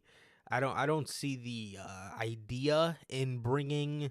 I don't see the idea of bringing in Multiple uncle another uncle. character. Yeah, I don't see the Like point of what? that. But like I said, man, it was almost like a Jeepers Creepers style mask. And what I mean by that is obviously it didn't look like the Jeepers Creepers mask, but it was the face, but the mouth was cut out. And it looked significantly different than the Uncle Howdy that we know. And I wonder what the elements of change were implemented in that, because there's a reason behind it because it's Bray, but we just don't know why. Um, I originally thought it was Vincent as well. However, Vincent has long, big dreads. He He has long, does. big dreadlocks. Bo has hair that when it's dry, it can look very puffy and very cool. This character had very puffy hair, and it looked like Bo Dallas's hair. And then when at first I thought it was Vincent because honestly, the original Uncle Howdy I thought could have been played by Dutch because he was a bigger guy, right? But this Uncle Howdy was more skinny, and more kind of lanky a little bit. And and originally I thought it was Vincent, but after seeing the close-ups, I 110% think that was Bo Dallas, and I don't really know how I feel about it. I don't really want to see Bo as Uncle Howdy, to be honest. I mean, I know a lot of people are excited about Bo Dallas coming back into the fold, but I would like to see Bo Dallas just be a member of the Wyatt Six. I wouldn't want to see him be who I think at this point is kind of their leader in Uncle Howdy. Yeah, like I'm kind of tired in terms of Bray Wyatt stuff, in terms of the alter egos. I kind Yeah, of just want them to be them. Obviously, they have their different sides. Like with Bo, it only makes sense for him to have a happier side and a more psychotic, angry side, because that's kind of not only what Bo kind of always was, but it fits in the group, in the family. You know what I mean? You could say it's like passed down from member to member, and I really like that, man. But not everybody needs some alternate persona of yeah, the Fiend and then Uncle Howdy and then this and then that. Just let them be them. Let their personality itself shine through and be the character. I don't feel the need for Uncle Howdy if it's just Bo. Just yeah, have it be, like we were saying, just this figurehead of the cult, you could say. And like how Sister Abigail was, how she right. wasn't a person, it was an idea. I'm kind of tired of people wrestling in these full ass costumes with a full ass mask. The mask, if it was just a mask, I don't mind because I like how you can see parts of the face. I Yeah. like that a lot. But like the full ass body suits and whatnot, I'm sick of it, man. I really am. And it's a little weird at this point if he were to play Uncle Howdy because everybody knows that's not his fucking uncle. That's his That's his brother. fucking brother. You know, And eh, like, and you don't even gotta put him in full costume, bro. Because dude, the Fiend looked so sick when he was just in that tank top, bruh. In yep. that tank top, you see all of Wyatt's tattoos. I wish he would have done it on television at some point where he was shirtless as the Fiend, because that house show pictures Oh I yeah, thought I thought he looked sick like that. I I would love agree. for him to show that on TV, man. But Yeah, like it breaks it, do like body paint or something, because he clearly had like eye makeup on his face to like scruffle him up. Do shit like that all around the body. Just look like crazy. Do some like crazy Steve type shit or something. You don't gotta do this whole suit big puffy thing. Just stop that, man, please. I agree, man. I agree, and you know, like I said, I mean, I understand why everybody's excited that it's Bo because Bo is back and stuff like that. But I don't really know if I want to see Bo play like this uncle character, and I don't. I mean, it was cool. Don't get me wrong. It was cool. It was a cool visual, but I like the visual of the other Uncle Howdy better. The bigger one with the mask, the ghost of the man who killed the world mask. You know what I mean? Yeah, Not the Jeepers Creepers mask. So, um, I personally like the other version, and I like Uncle Howdy being, a little bigger in terms of his weight. I think it just fits the mask and it fits the character a lot better than this does. And again, I want to see Bo as a part of the group. I don't really want to see Bo, unless we see every single member of the group play Uncle Howdy before they get in the group. You know, that could be cool. That could be a very cool element because of it. Where because mhm, you sorry to cut you off, but I didn't want to lose this thought, because you got to remember, how did Bray Wyatt debut? He debuted as Uncle Howdy. He exactly, debuted wearing the Uncle Howdy mask. and he's So a part of everybody, so so that could be the reason. right. So does it make sense? Does it make sense? And what I really would have liked, for what they did with Alexa Bliss tonight, is have Vincent and Dutch noticeably be under those masks, but obviously not reveal them. But yeah, man, I mean, is this something, does Uncle Howdy take over everybody before they join the group? So maybe last week we got Dutch, and maybe this week it was a little too predictable to do Vincent, so maybe they do Bo Dallas. And then maybe a couple weeks do we maybe see like Alexa Bliss with her own version of it. You know what I mean? And then maybe do we see, another Eric Rowan, show up or something like that. So that's my thing is, are we seeing everybody kind of play Uncle Howdy before they unveil their Bray Wyatt self? And that could be what it is, because, like I said, again, Wyatt himself debuted as Uncle Howdy. You know what I mean, with the mask on and stuff. So it's interesting, bro. It's interesting. It's very interesting, man. Like Mania, bro, they could either go down a path I really don't like, or a path I fucking love, man. And I hope they go down the right one, because No it's doubt. always iffy, man. It's always iffy with Wyatt, man. Not in terms of him, but in terms of his general booking, man. So I hope it all goes well. And I'm intrigued, man. I'm intrigued. I agree. I agree, man. So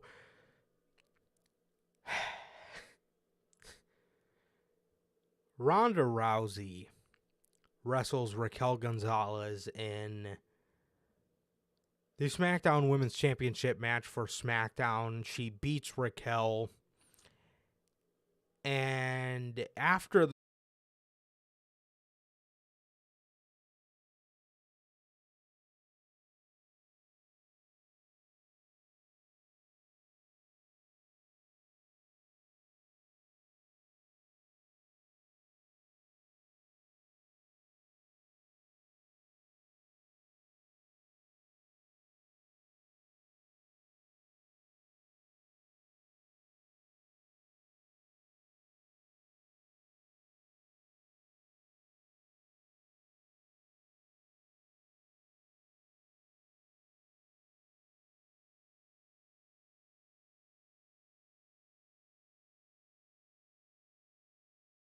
Yeah, thank you. Alrighty, I apologize. Hopefully it was a quick one and that's it.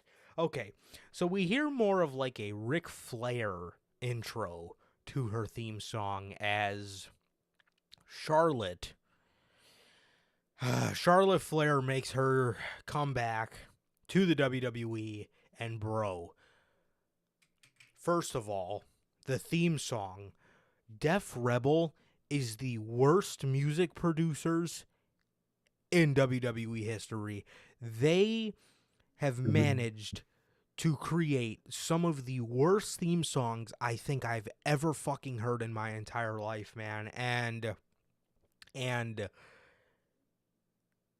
the attire, the new look that Charlotte had was absolutely fucking abysmal. It looked so bad.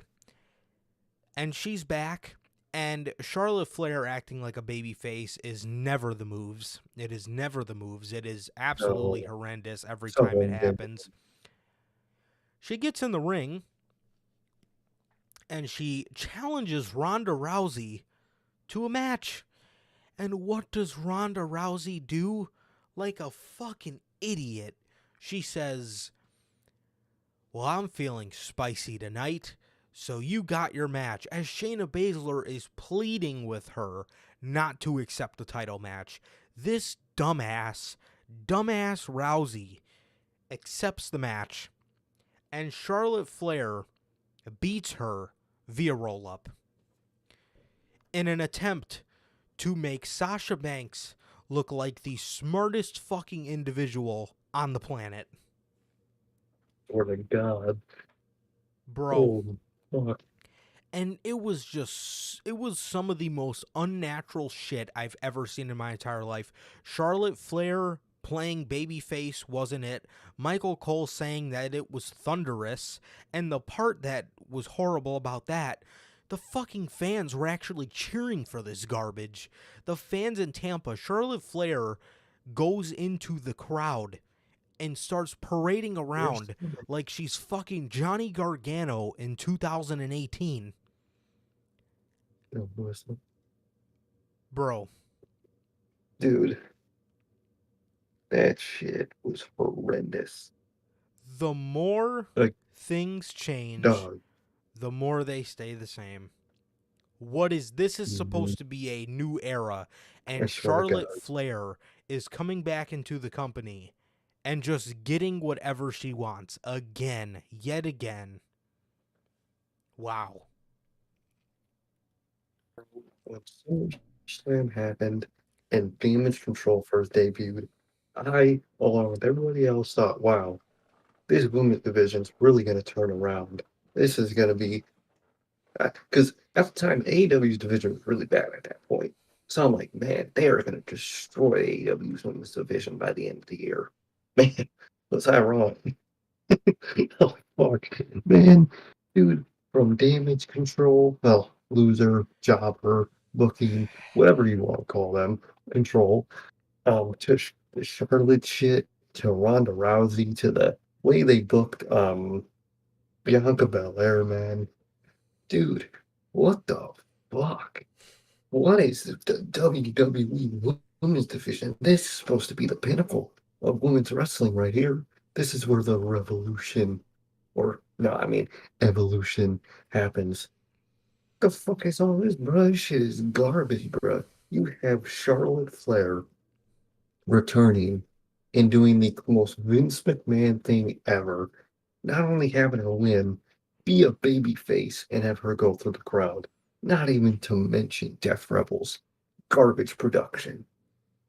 Dude, like you said, bro, the more things change, the more they stay the same, bro. In terms of the women's division, it has somehow gotten worse with Triple H. I can't believe I'm saying that. The women's division has been worse with Triple H. Not saying he can't book a women's division, because he can, but it's gotten worse. What's up? Oh, that might be a little too bold for me. I don't know about that one, man. I might have to disagree on that one. Vince McMahon, oh my lord, that man was... Oh, dude. Right? What's up?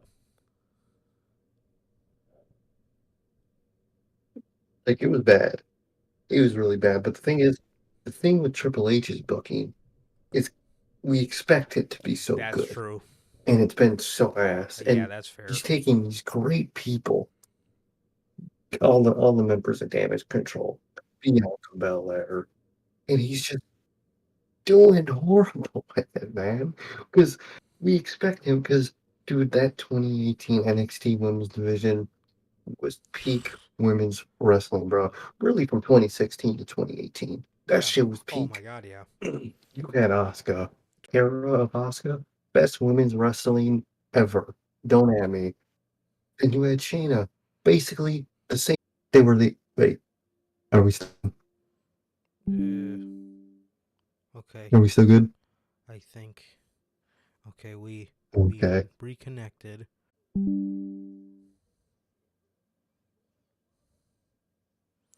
Okay. Okay, I think we're good. Okay. Where the fuck was I at? Oh yeah. Basically, if you look at it on paper, Asuka in NXT and Shayna in NXT were the same thing, but they felt completely different, not only by the way he booked their opponents, but by themselves. It was the same formula, but it felt completely different between each other, man. That takes skill. When you can use the same formula damn near twice in a row and it hits, bruh. He knows how to book a women's division. I'm not saying Vince could book one better. No, I'm yeah. saying in this past year, it was better under Vince. Just because we expected so much with Triple H, and you could put that on us, but at the end of the day, he's still making decisions like he made on Friday, which is no matter how your hands are tied, is a garbage decision. So it's like, damn, it's just disappointing, man, how good it's supposed to be and how good it's being. That's why I'm saying that. It's not that Vince McMahon knows how to book a better women's division. He No, does yeah. Okay. not. Yeah, I'm just nah. saying this year, it was better under Vince, man. Again, I don't mean it like that, but it means in terms. I guess that's what you thought I said. I was like, no, it's this year in terms of how the events played out this year. It was better under Vince, but 2023 can turn around. I hope it does. I really hope Hey man, it does damage because this year damage was control. horrible for WWE's women's wrestling. It was Absolutely. for every company, but at least at the end of AEW's year, they turned theirs around. Absolutely, man. I will say this.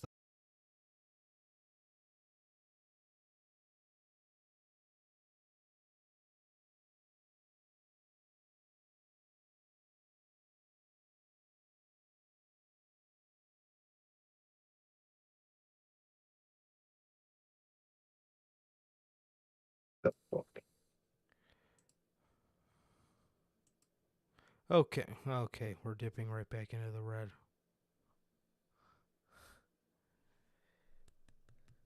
Come on, dude.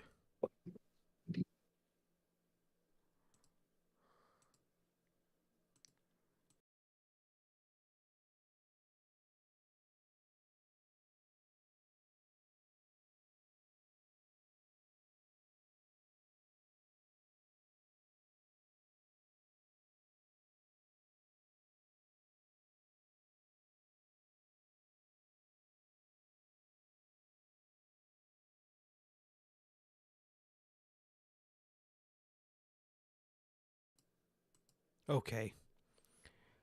All right. Good Lord. Yeah, man. I hope it's changing, man, because damage control I has hope actually picked so, up a because victory this is this just year. sad. It really is.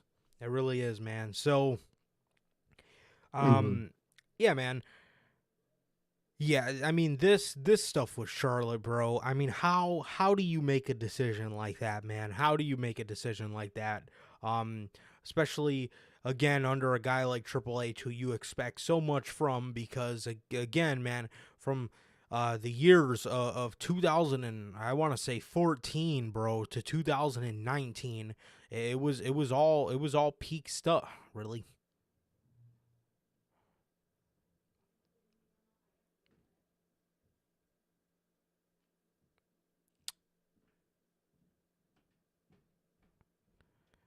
Okay, we're in the red, but we're not disconnected yet. Knock on wood. Can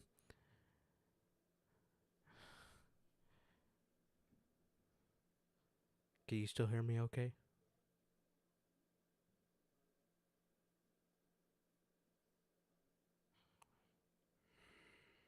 Yeah.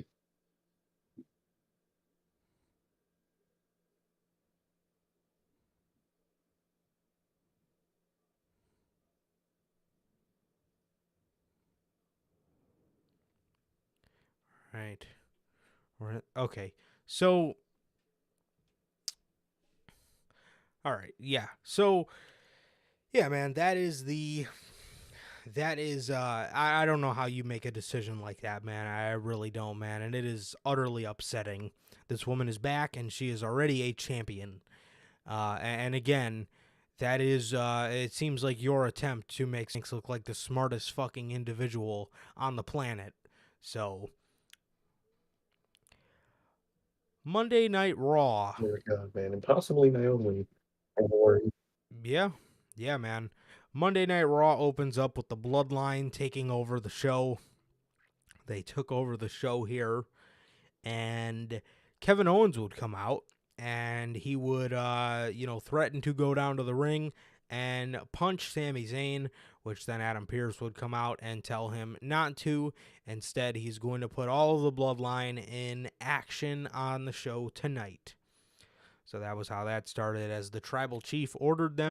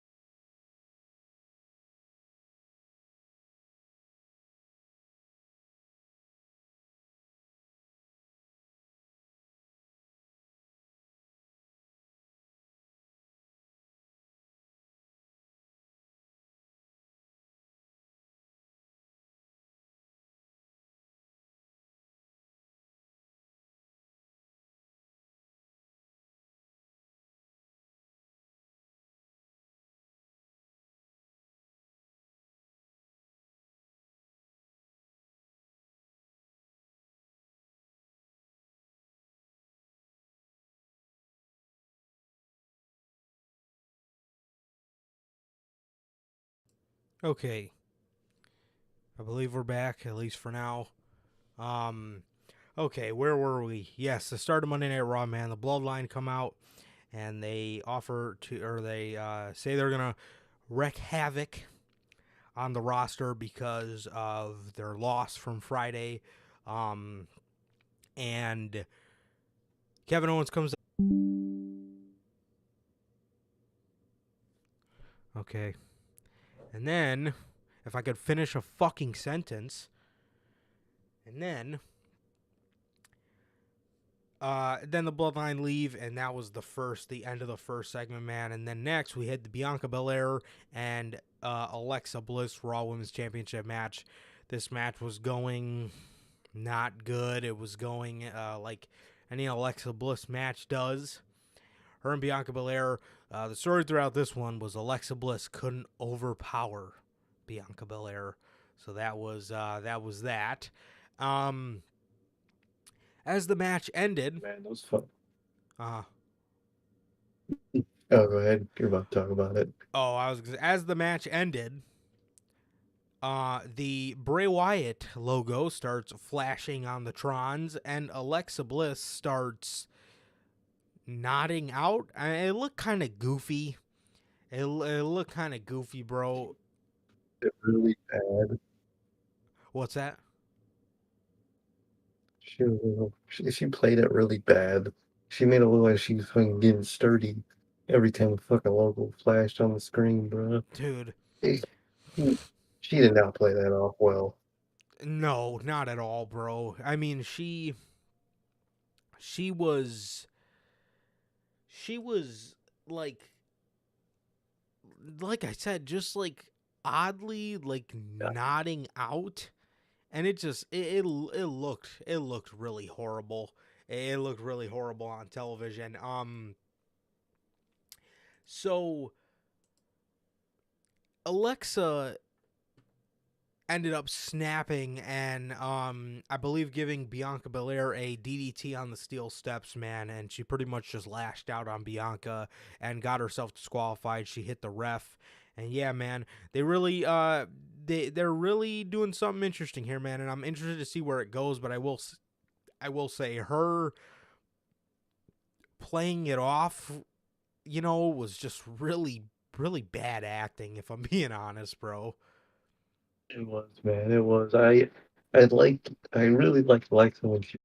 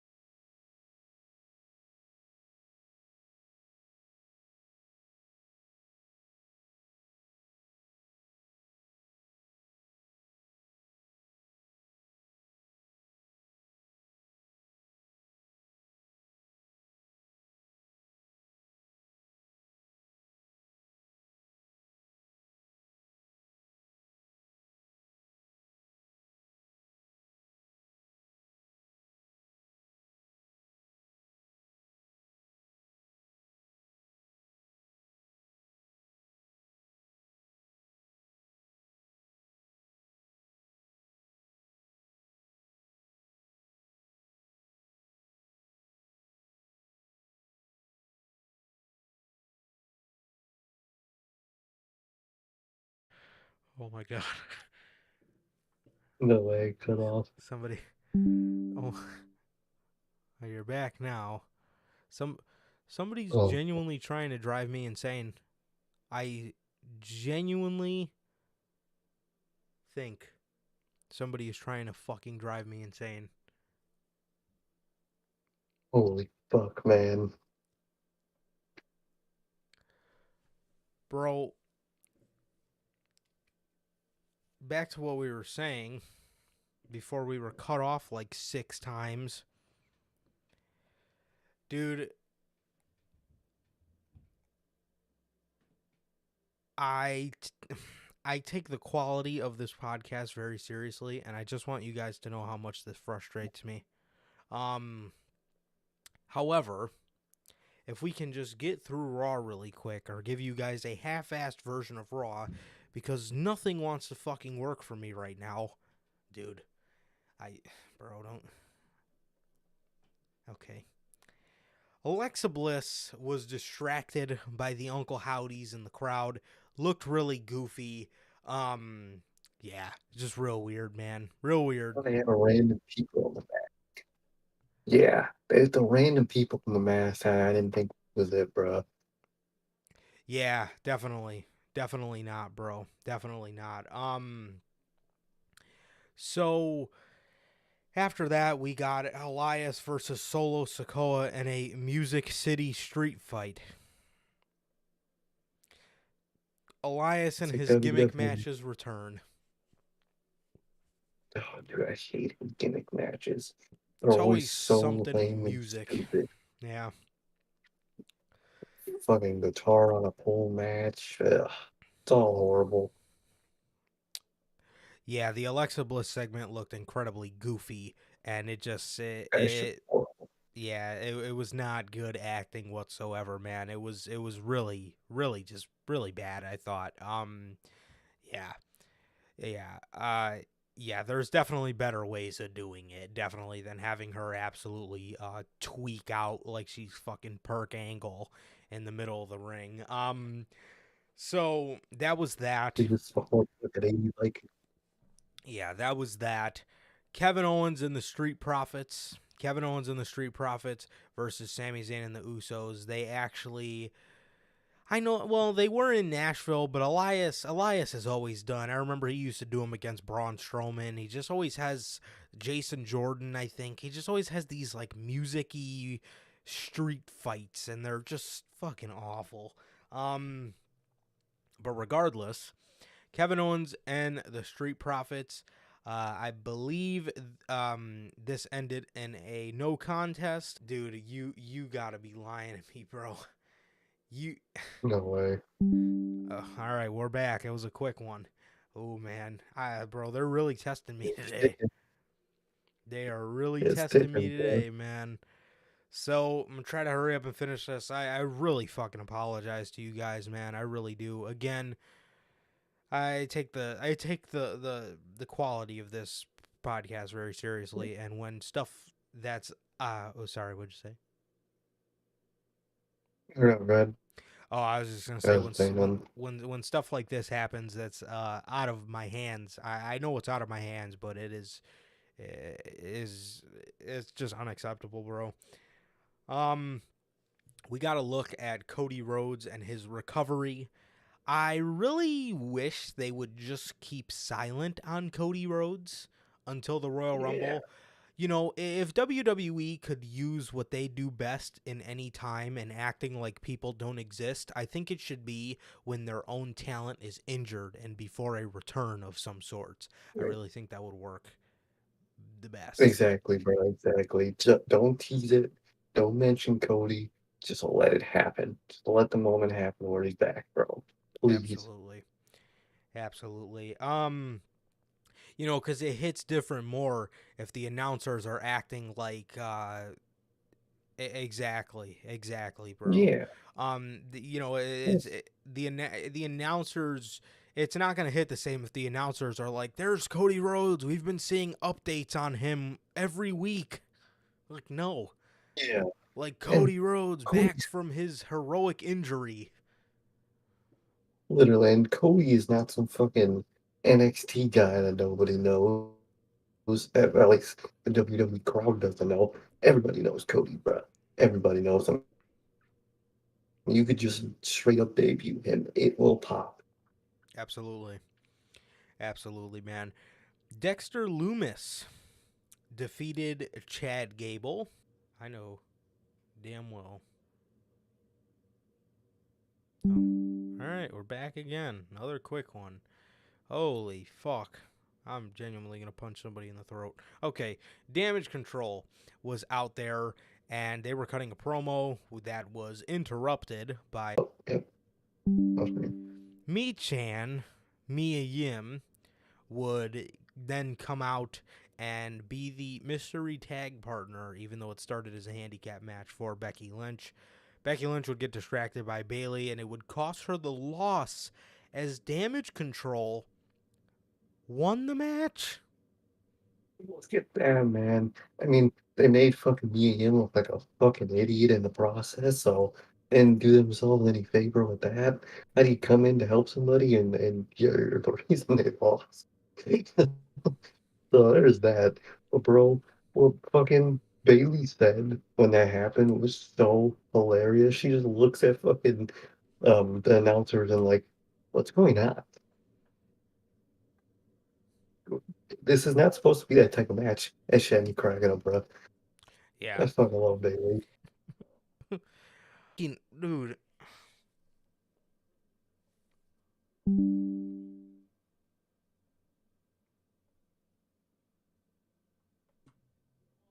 I mean, I'm going to lose my mind. mhm. I'm genuinely going to lose it. I'm going to flip my fucking lid live on stream. Live on fucking YouTube for the world to see.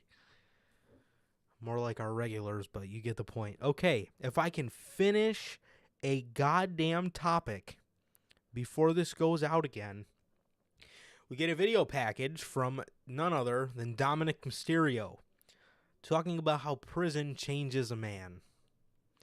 And he had a drawn-on teardrop tattoo. Bro.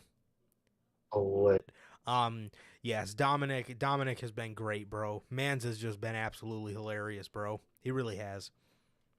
he really had. Oh, you're good, bro. Okay, he really has, man. He's such a dork, man. It's fucking amazing. Absolutely, man. Absolutely. We also seen this.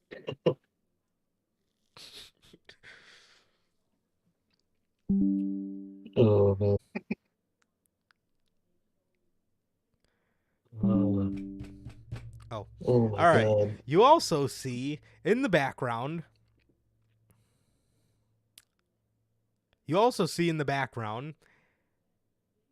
Sheldon Benjamin, Cedric Alexander, and MVP. The Hurt Business. Minus Bobby Hey, Lashley. Bro, this is what made the night for me. This was oh,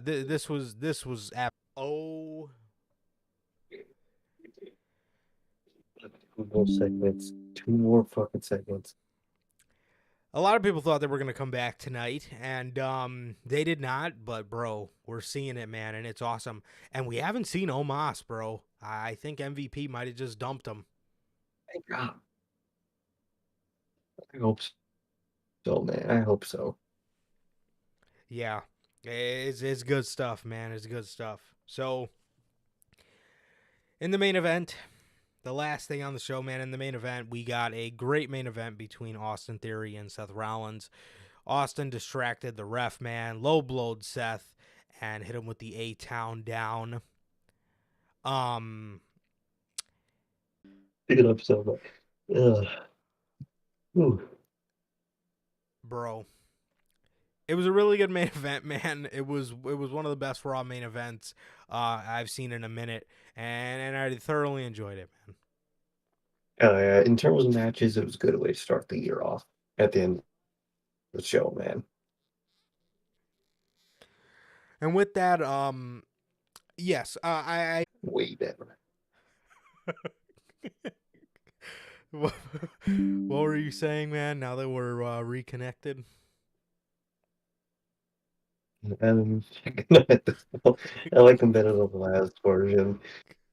Yeah, you fucking know at this goddamn Yep. point.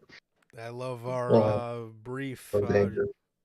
I love our brief analyzation, guys. It has been rough. It really has been rough. I really thank you guys for those of you who continue to come back and watch through bullshit like this, because you don't have to, but you do. Again, I just want to stress how much the quality of this fucking podcast means to me, and this is really stressful. This is really stressful, and I just want you guys to know that, because this is not the content that I want to fucking put out, man. We had a really good show going, and it's unfortunate that things like these happen. Um, Exactly, I'm man. really doing my best. It's just a matter of these fucking companies, bro. Um, These so third-party sources. with that, that is going to do it for this edition of Notorious Unscripted. By the way, what is going on, Bill? How was your New Year? Happy New Year. Well, I think I. I guess I can detect it before you, I think. All right, and we're 'Cause back. But yeah, man, that is going to stay for the annals of Twitter. But yes, how the hell are you? And thank you for being here in the crack of dawn where you're at, man. So with that, that is going to do it for this edition of the Notorious Heels podcast. I apologize yet again. And that is going to do it for another edition. A great start, but a frustrating end to Notorious Unscripted, man. Happy New Year. This has been the New Year's edition of Unscripted, man. And with that, that is going to do it. Ladies and gentlemen, please like, comment, and subscribe, and we will see you guys on Thursday with the WrestleMania 39 mock cards on our first edition of Flippy. See you guys on Thursday when we flip the script, man. We'll see you Thursday.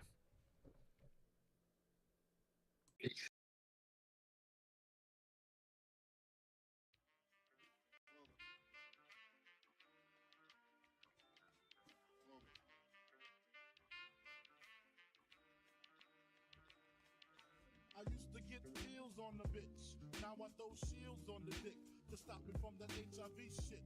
And niggas know they soft like a Twinkie fillin', playing the villain, prepare for this rap killing. Biggie Smalls is the illest. Your style is played out like Arnold, and what you talking about, Willis? The thrill is gone. The black Frank White is here to excite, throw dick to dice. Bitches are like I'm brainless, guns are like I'm stainless steel.